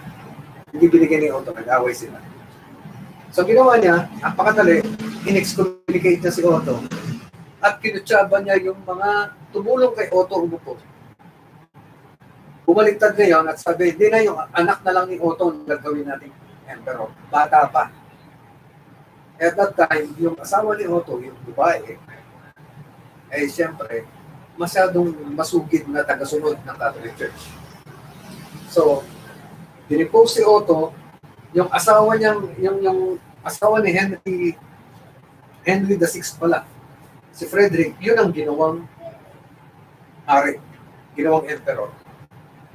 At syempre, kontrolado kasi ng Pope yung babae, yung nanay, kung ano sabihin ng Pope, sunod yung nanay. Sige, bigay mo na sa akin yung mga teritoryo hinihingi ko sa Italy. Bigay sa kanya. So, yun ganun ka-powerful, ganun ka-ganit yung Pope. Sa France, the King of France, Philip Augustus, makapag-asawa siya ng isang anak ng King of Denmark, si Ingeborg. Si Ingeborg ay kumbaga, hindi niya na hindi siya nakontento kay Ingeborg. Sabi niya, pwede ba i-divorce ko to? At i-lock away sa nunnery? And then, nag-asawa siya ng iba, Agnes of Meran. Ang ginawa ni Innocent,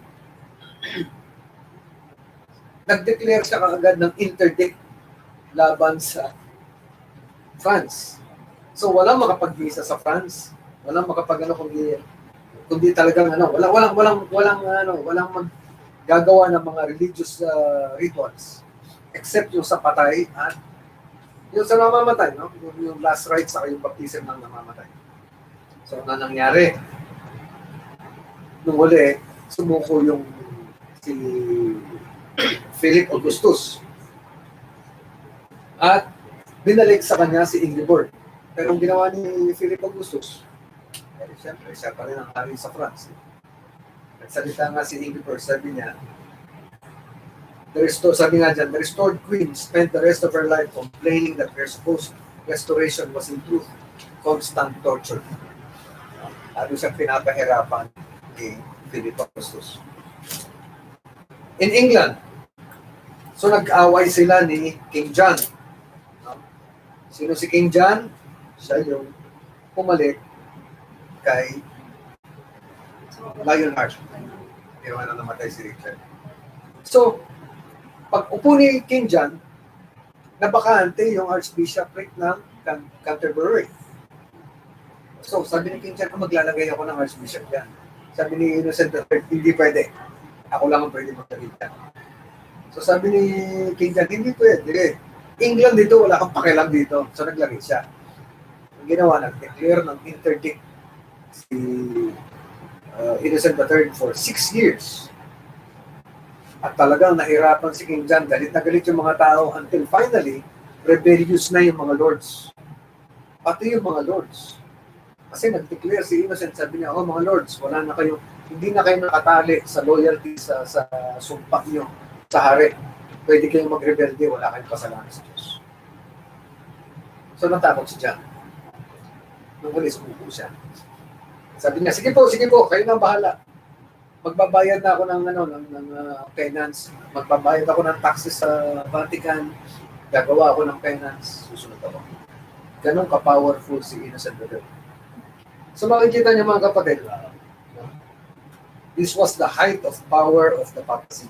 It was during this time that the Fourth Lateran Council in 1215 was established. Number one, it established the doctrine of transubstantiation. Pinagdiinan nila. Ito, importante dito mga kapatid, tingnan nyo. They condemned the Waldensians and the Cathars. Page 12. Number 8, yan ang importante. They required all Jews and Muslims to wear distinctive clothing. Naalala nyo, yung panahon ni Hitler, the Jews were required to wear yellow stars. Kaya nga, hindi yung first time.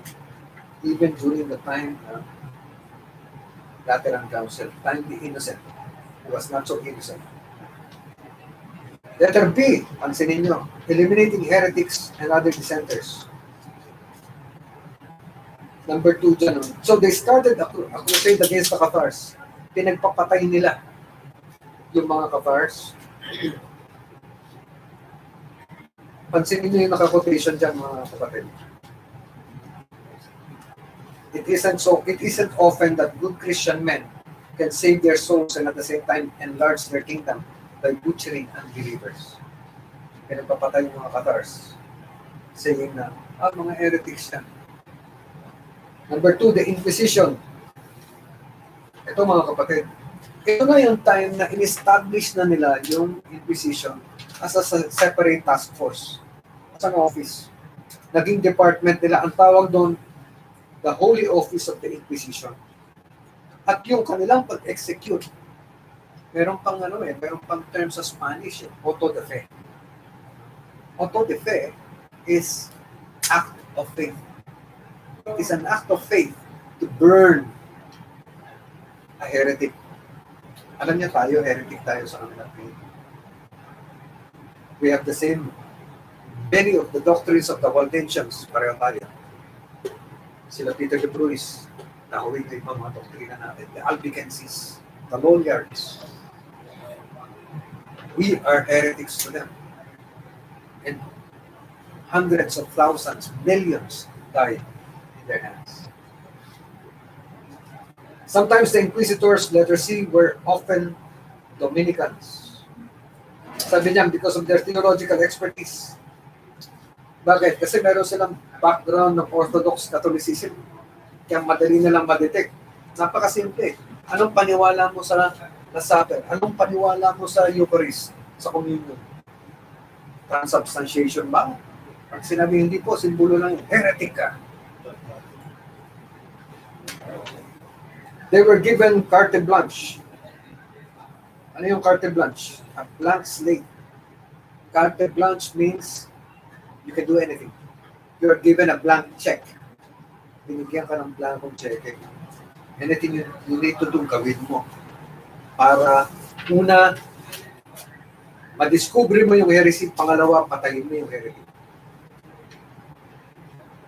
So, you can just imagine mga kapatid, this was the 13th century hanggang 18th century ginagawa. In fact, in South America, there were still parts na talaga may inquisitorial action silang ginawa. Talagang pinapersecute pa rin ng Catholic Church ang mga true Christians up to, narinig namin yan, up to 1980s. May mga nagkikwento ng Christians. They will be persecuted. Okay. So, end of the Crusades, basahin na lang yung mga kapatid. Page 13 tayo. Page 13. Okay. Page 13, letter D, high scholasticism. Thomas Aquinas. Ito na. This was the high point ng scholastic achievement ng Catholics, no? Na pinag-combine nila yung faith and reason, yung Summa Theologica ni Thomas Aquinas. He was a Dominican. Kaya nga nakapag-aral siya ng higit. He was mayaman din. He came from a rich family. Sinulat niya ang mga works, major works niya, Summa Theologica, which was the systematic theology, na maraming hiniram. Marami itong hiniram kila Bernard, kila Peter, not Peter, Bernard and Augustine. Nanghiram siya ng mga ibang doctrines, ng ibang concepts. Summa Contra Gentiles was actually yung systematic argumentation against Islam. So, basahin na lang yung mga kapatid yung yung kanyang unique teachings dito sa page 14. Pero isa-summarize ko lang, no? Summarize ko na lang. Sa pagturo ni Thomas Aquinas, actually, tinuturo niya ang original sin by not really by the biblical presentation. He tried to use logic. Nasabi nga niya, ang intention talaga ng Diyos, makilala natin ang Diyos by reason, by spiritual enlightenment through our minds. Ma-enlighten yung mga isipan natin, makilala natin siya. Yun ang kanyang turo. Para bang, sinasabi niya na, yung enlightenment na yun, nawala yun kay Adam kasi nung nagkasama si Adam, dungisan yung enlightenment, nagdungisan yung relationship na yun sa Diyos. Kaya ibabalik yun through enlightenment,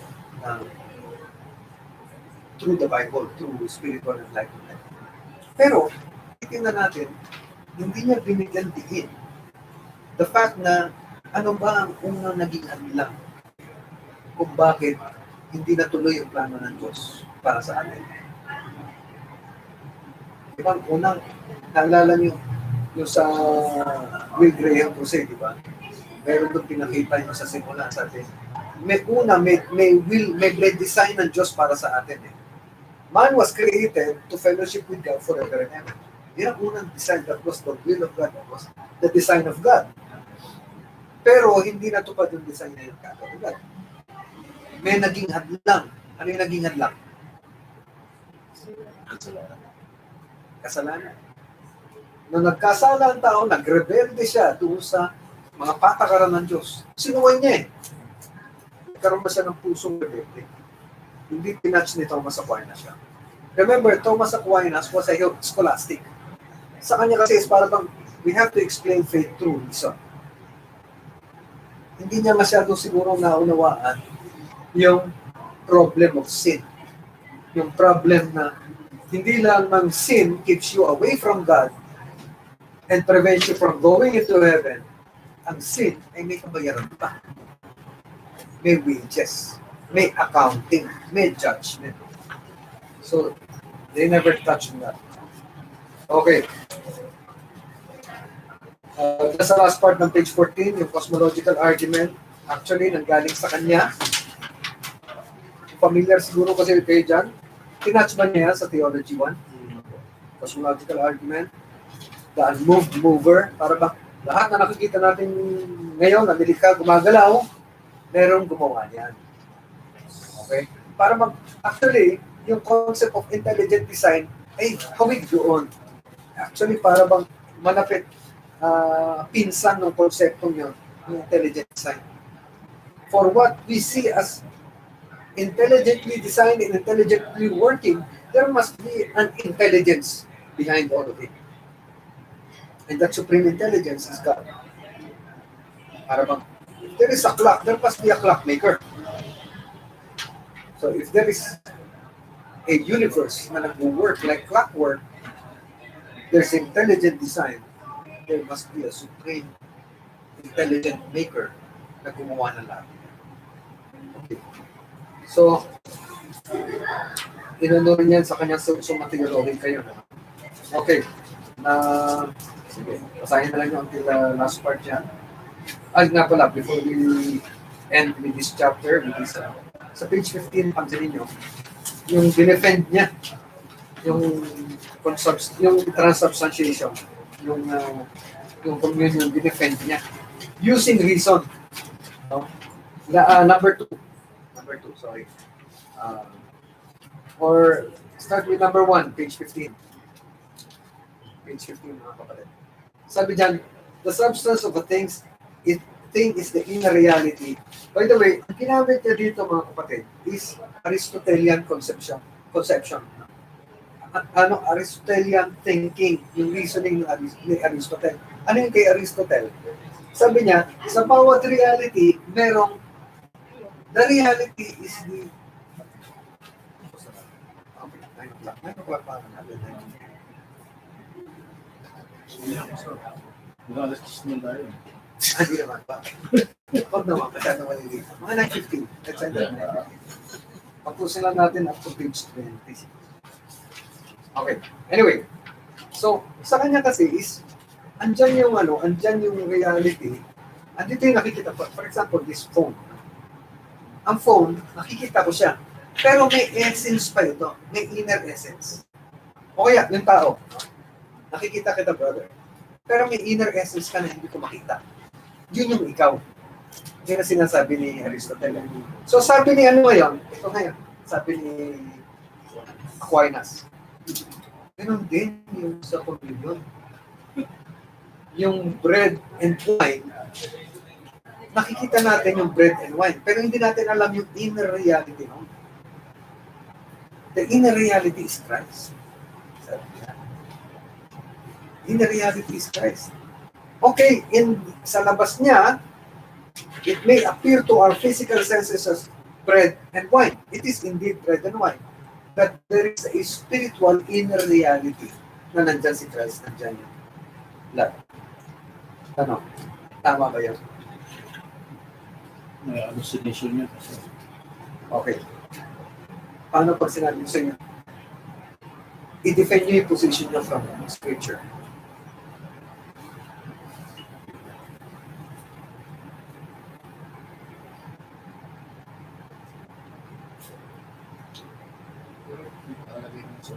Sa sige.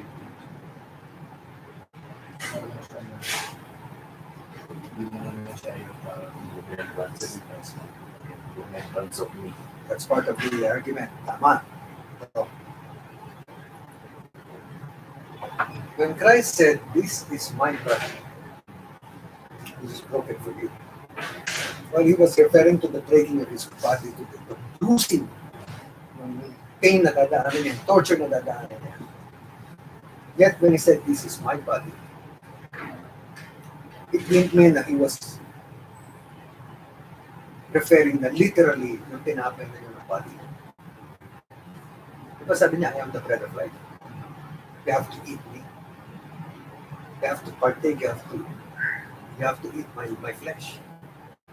Was it physical? Was it literal? He also said, I am the door. I am the door of the sheep. Was he mentioning himself as a literal door? Maraming beses gumagamit ang Panginoon ng talinghaga. Talinghaga. So, yung figurative language ng Panginoon, figurative lang yun. It is to portray a spiritual truth. When Christ said, He is the rock, He's not a physical rock, but He is the rock of our faith, spiritually speaking. So, iba yung spiritual sa physical, number one. Iba yung figurative sa yung actual, yung truth na sinasabi niya. Pangalawa, we cannot define the relationship of Christ to us, to people, by yung logical reasoning nila, Aristotle nila, Plato. Okay, iba yun. We have to use the reasoning and logic of Scripture. Kaya nga, hindi mo pwedeng manghihiram ka kung paano yung definitions ni Aristotle. For one, Aristotle was not even a prophet of God. So, paano manghihiramin yung kanyang ginamit na reasoning to explain a spiritual truth from heaven? Pangatlo, yung nga yung sinabi mo, sabi ni Christ, this do in remembrance of me. So it is just a remembrance. So you are doing this to remember Him, not to repeat His sacrifice. In fact, klarong-klaro sa Hebrews that sacrifice was made once and for all. Once for all time. Hindi na uulitin. Ano yung once and for all? Ibig sabihin, isang beses lang. Bakit mo ulit-ulitin? Sinabi nga doon hindi katulad yung sacrifices ng araw na pinapaulit-ulit. Tama? Nasa Hebrews, klaro. Hebrews chapter 9. Kaya nga, hindi na yung reasoning nito na nakatawa ako yung reasoning nito, nasa finance. So, we can see yung weakness ng kanilang reasoning. Okay. Balik tayo, punta na tayo sa page 19 mga kapatid. Let's just finish up to page 20. So, target from 30, di mato. Pero sige, matapos natin dito. The decline of papacy, the Athenian captivity. Ito nga dito. Yung Athenian captivity, kasi ginawa nito, si Philip the Fair became a powerful 13th century ito. 14th century pastor. Okay. So he was king from the 13th century to the 14th century. Philip the Fair became powerful in France. So ang ginawa niya, dahil nga powerful na siya, sabi niya, sandali, siguro kinakailangan ko ng aid. Kasi alam niya, maraming mga resources ng France, hawak ng Catholic Church, hawak ng papacy. Bakit pinagpapasasaan to ng mga walang yung mga pari nito, mga walang yung mga papa to? Dapat yung kayamanan niya papunta dito sa kaban ng Frances. So ginawa niya, dahil powerful na siya, may army na siya, sabi niya, okay, i-tax lahat ng mga simbahan. Nagalit yung Pope. Hindi pwede. Bawal, sabi ng Pope. Bawal mong i-tax, excommunicate kita. Sabi niya, sige, excommunicate mo ako. Ginawa lang ni, simple lang ginawa niya, ni Philip the Fair. Asa ang Vatican? Asa ang Vatican? So, Rome. So, ang ginawa lang ni Philip the Fair, may trade sa Rome saka France. O sige, trade embargo. Sa patay ang economy ng Rome. Sabi ng Pope, sige, kung gusto mag-contribute, si Pope Boniface si Pope Bonifacio. Si Pope Boniface, sabi niya, sige, kung gusto mag-contribute ng mga clergy, pwede mag-contribute sa inyo. Hindi niya tinawag tax. Pati blink. Lukurin siya. Bakit? Magugutom yung kanya syudad eh. So, ang ginawa, in-encourage yung mga French clergy. Sige, mag-contribute kayo. Mag-donate kayo. So, may mga voluntary contributions. Another way of calling it, access. So, ano sabi nila?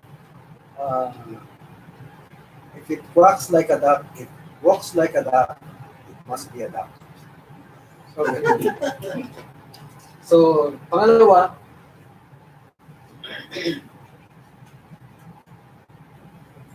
ang ginawa ni ito, loko to si Philip talaga dahil ano siya nakapangyarihan niya dahil nga masyadong makapangyarihan May stretch sa atin. Oo. So ang ginawa niya, nagkakamkam na siya ng mga lupa ngayon. Nagreklamo ngayon sa kanya si Bernard of Saisei. He was the Papa Legate. Ibig sabihin, ambassador ng Pope. So ginawa niya, pagdating sa France, ang daming akusasyon ng legate. Ito ang pinagagawa mo, bawal to, bawal. Sabi niya, sige, arrestuhin niya, kulong. So ginawa ni Boniface, nagpadala ng liham, ino-order na, i-release mo yan, aking ambassador. At pumunta ka dito sa akin sa Roma. Siguro akala niya ito, yung kapanahon ng Paningin Innocent III. So ang simple lang ang ginawa ni Philip. Sabi ni Philip, tipunin lahat ng mga nobles ng France. Lahat ng mga clergy ng France. Yung mga French clergy, ha?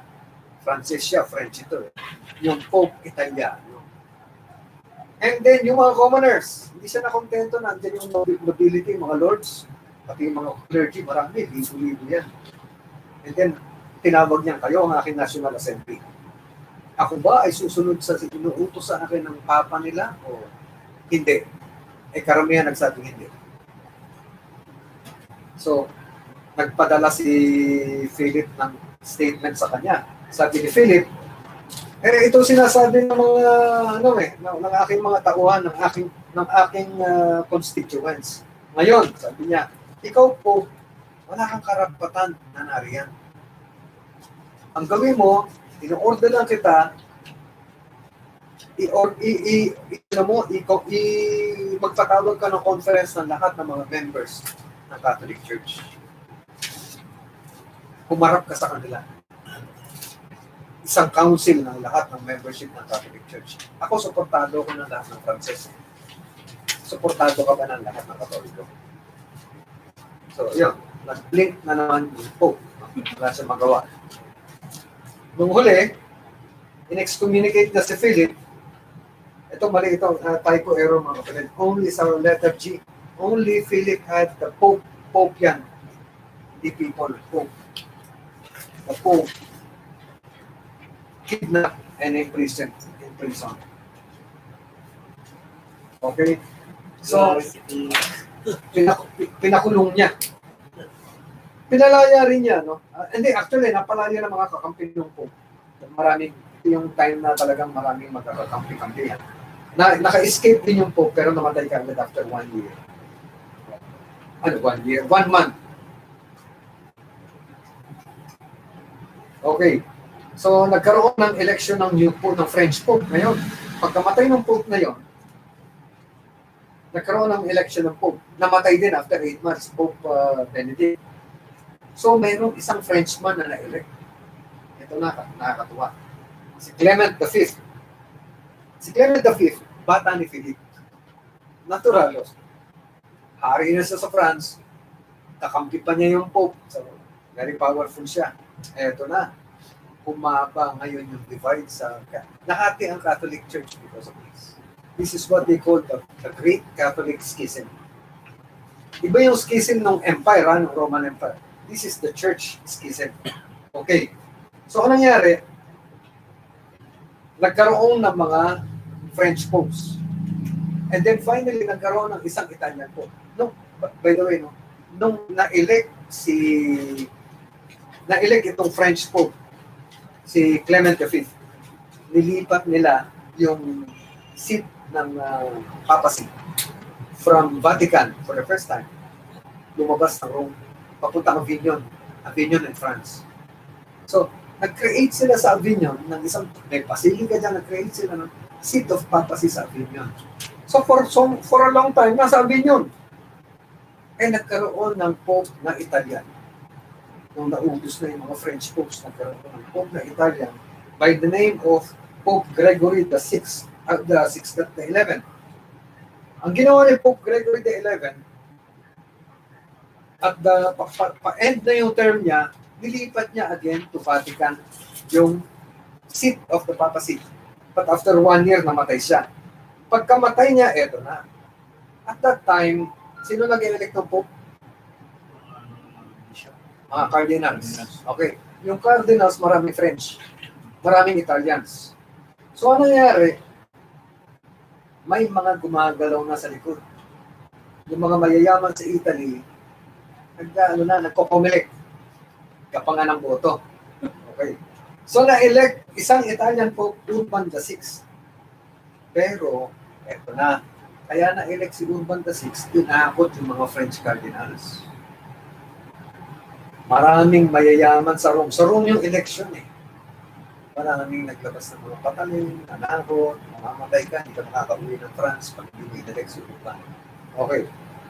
So, nagkaroon ng protesta. A few months later, nag-reconsider yung cardinals. Nag-meeting sila. Sabi nila, tinakot lang tayo, kaya in-elect si Pope Urban.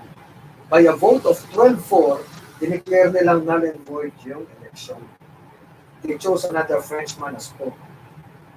Another French. Clement VII. Pero hindi bumaba si Urban. Ang ginawa niya, nanatili siya sa Rome, si Clement naman nanatili sa Avignon. Tapos nag-declare si Urban, we are excommunicating you. I am excommunicating you. Sabi naman ni Clement, I am also excommunicating you. Nag-excommunicatean sila. At this time, nahati. Kaya nga, nakalagay niya sa letter H. No? As a result, Catholic Europe was divided. Northern and Central Italy, England, the Scandinavian countries, and most of Germany sided with Rome. While France, Spain, Southern Italy, Scotland, and other parts of Germany sided with Avignon. Hating-hati. So ano yung mga resulta? Letter A, the church lost its identity. Nawalan siya ng spiritual authority. Ito na, from the height of power ni Innocent III, nag-collapse. Talagang, wala na, nawalan yung credibility, na magkaaway na, nagmumurahan na sila lagi. Alam ba niyo excommunication, what it means? You are declared anathema. Anathema. Lahat ng sumpa nasa iyo. Yung sinabi ng Apostle Paul, na sinabi nila John, na ipapagaw mo sa mga false teachers, false prophets. Yun ang anathema. It's actually a condemnation from heaven itself. So, ang ginagawa nila, nag-anathema silang dalawa. So, paano pa maniniwala yung mga tao? Kaya hating-hati. No? So, noong time na yun, lumabas si Marsilius of Padua sa letter D. Nakakatuwa nga si Marsilius na tiyempo-tiyempo. So, inatake niya yung papacy, yung kardinal, yung kasamaan ng papacy. Sa number 4, sabi ni Marsilius, the scripture alone was the source of Christian teaching. Ang ginawa pa ni Marsilius, by the way, this guy was a scholar. Number 5, he made the distinction between the Catholic Church and the Apostolic Church. Distinguish niya ng maigi yun. Sa number 6 na, the Roman Pope was not the leader of the Church by divine right. Sa Rome lang siya bishop, and because that's only the empire's capital city, wala nang iba. So, inatake niya nung next religion. Okay, so babasahin na lang yung mga kapatid sa yung parts niya. So,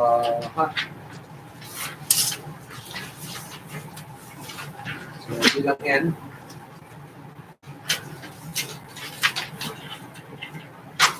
Sige, talakayan natin next time. And then next time, we will try to complete as soon as possible. We're still on time. Tama, pwede ba? Kasi all in all, nasa mga about 90 pages na lang. So, na-cover na natin ng 20. We still have about 70 pages to go for the next 3 meetings. Right? It's not time. I will not be giving you a test, mga kapatid. Just participate. Nakikita ko naman. You can answer well. Nasasagutin yung tanong ko. Okay? Any questions before we end? Ito may pagka-meaty, no? Pero once we cross, siguro sa next meeting after this, we will now go into the yung mga actually next meeting nasa ano na tayo reformation. So pasok na tayo ng reformation and then we will go into ano yung mga pinanghawakan nilang mga practices no. And remember the reformation eventually led to the great spiritual revivals. So after next meeting, so next meeting, we will talk about the revivals. One of the Reformation historians, Martin Luther. Actually, Martin Luther was one of the most important reformers. Siya yung talagang binaasan niya yung power, yung hold ng Catholic Church sa maraming mga communities in Europe. Very lasting yung reforms niya. Pero remember, Martin Luther was also a contemporary of the other reformers, sila Zwingli. Mga contemporary yan. Nagpang-aabot sila. Kaya nagkasunod-sunod na yan. Yan sila John Knox later, sila John Calvin, sila yung assistant ng araw ni Martin Luther, si Philip Melanchthon. So, sila yung bunga nung pagbubukas muli ng salita. Napasa nila muli. After nung kaguluhan ng Dark Ages. Yeah. Makikita natin. Kasi even during the Dark Ages, merong mga maliliit na grupo na, they would try to determine kung ano yung nasa Word of God. Pero limitado. But when the Word of God began to be translated, na-translate na siya sa, katulad yan, yung binasa natin, na-translate siya sa French. Tapos na-translate siya later on sa English, yung Wycliffe. Na-translate siya in German, yung Martin Luther. And then, parang talagang yung uhaw ng tao. Kaya, doon lumabas yung unang sinag ng liwanag.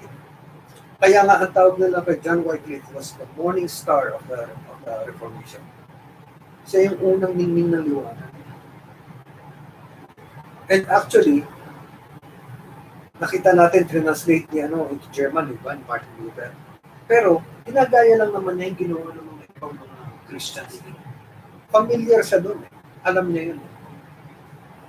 Na, sila Peter de Bruys na translate nila. Sila Wycliffe na translate nila. Why don't I translate into German? Yun ang tinuro.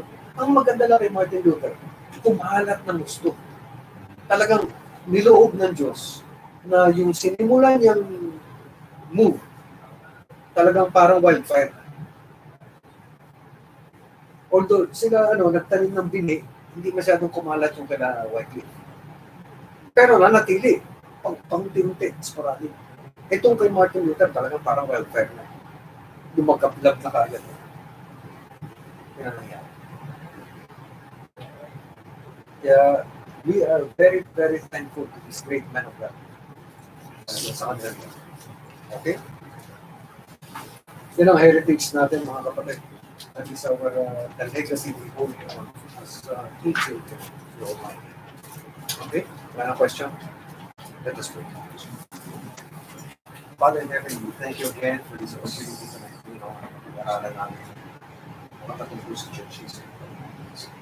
Lord, there's so much to cover in the katotohanan ng past. How I would, Panginoon, kapatid ko na magkaroon ng access materials na aming mga binasa. Lord, we just pray, Father, you will give them the zeal, diligence, Panginoon, na ang mga material na bigay sa amin. Inalaw mo makuha ko sa amin. Talagang magamit namin. We pray, Father, as well, na talagang matuto kami sa mga lessons na makikita namin mula sa churches. Maliwasan natin yung mga pagpatuloy namin na ating mga tawag. Lalo na yung legacy ng mga inuwan namin mga kapatid na tumutin sa katotohanan, tumutin sa prinsipyo ng kasama tayo. Lord, we just praise you, Father, that you give them the grace. Talagang naging matapat sila kasama tayo sa Butchang House, sa Butchang Pagod. Ito pang mga hindi lang. We just confirmed that we will be encouraged and we pray Panginoon that this is not what's from them. Lagong faithful sa Panginoon. It is all Panginoon ang nagaling sa inyo. Pagpapatakan ng Panginoon. Lalo yung pagpasipulit Panginoon, yung inanasa ng puso ang tanim ng pananampalataya sa puso. Gawin sa puso sa aming magpuso dahil sa mga ipapagpuso. Nawa Panginoon talaga, patuloy yung panatilitin sa aming pag-ibig sa inyo, sa aming tawaan. Sana po Panginoon, hindi maalis sa isipan namin. Ang ginagawa namin lahat ito ay para lalong magpalagano ang salita ng Panginoon Jesus. Palatabihan ng Panginoon. Lalo makakakita ang ikagawa sa pagkasunod. Kung ang isang magalang sa pagkasunod. By the way, mga kapatid, announce ko na sa inyo, try to get hold of a USB. Okay? USB na, siguro, kahit ilang gigo, pwede na 8, pwede 4 gigabytes lang. I will try to bring my starting next week, my laptop. Okay? Okay, mag-alala yung nakaprotect ng T3 yung aking laptop. Kaya hindi mapapasok ng virus. But, I will give you copies or I can bring a USB madala yung laptop. Try natin copy dito. I have, di ba meron akong pinakita sa inyo dati yung Philips Shop. Kenneth Scott Latoret. Okay. Nakakuha ako ng single volume na church history na concise. Sinamarize na. Okay. Yung binabasa ko, paborito kong basahin nasa cellphone ko, meron ako nakuha Word. Naka-Word format na. So you can get PDF, you can get Word format. Si Andrew Miller ang sumulat. Maganda. Pero ano siya, hanggang 19th century lang siya. So kung nagtatry ako makakuha hanggang later in the 20th century. Pag makakuha ako I will share it. So try to have a USB. Kopyahin nyo. I still have a lot of books kung kailangan nyo commentaries. Marami sa aking laptop. By God's grace, paanda ko dito sa laptop ko. Sige. Terabyte yung kailangan. Hindi naman. Sige po. Sige, mga kapatid. Sayang tumalo.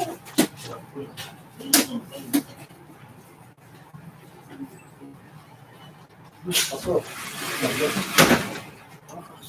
Ay, ano ba? Oo, isang buwan na. Almost 14 days na yung sipo mo. Pasok.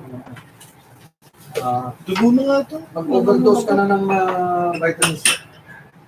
Ano na, 1,000 milligrams. ayun, pag-break sa 1,000 milligrams. Plenty of water, liquids, juices. Ano yun? I'll let you pray. I'll let you pray. Oh, sige. Siguro ka ng prayer. Tayo makakala. Father, let's pray, Father. Alisin niyo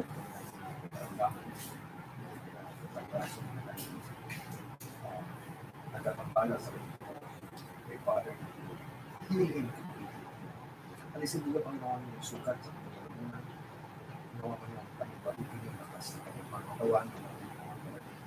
Hindi niyo kalakasan yung system na ma-eradicate lahat ng virus nito, bacteria, whatever it's besetting his body. And we pray, Father, for grace and mercy sa kanyang at sa kanyang church. Sa oh, naniniwala talaga. Ano ako dyan, mahal. No, sometimes, iba pa yung pinag-pray mo sa sarili mo, pero iba yun ang iba yung ibang Talagang rendered sa family. Sumugka-sumug na rin ang Panginoon. Tuming dulog. Karamdaman, alisin niya. yun na. Hindi ako ito. Thank you po.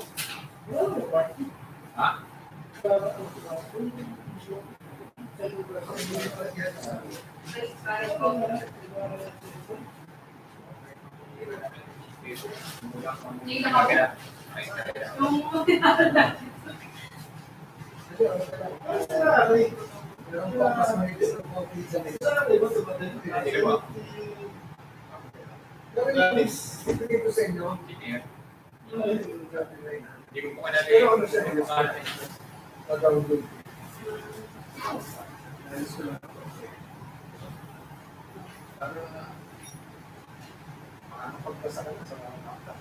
Sa cellphone na nga ako eh. So I can give you the both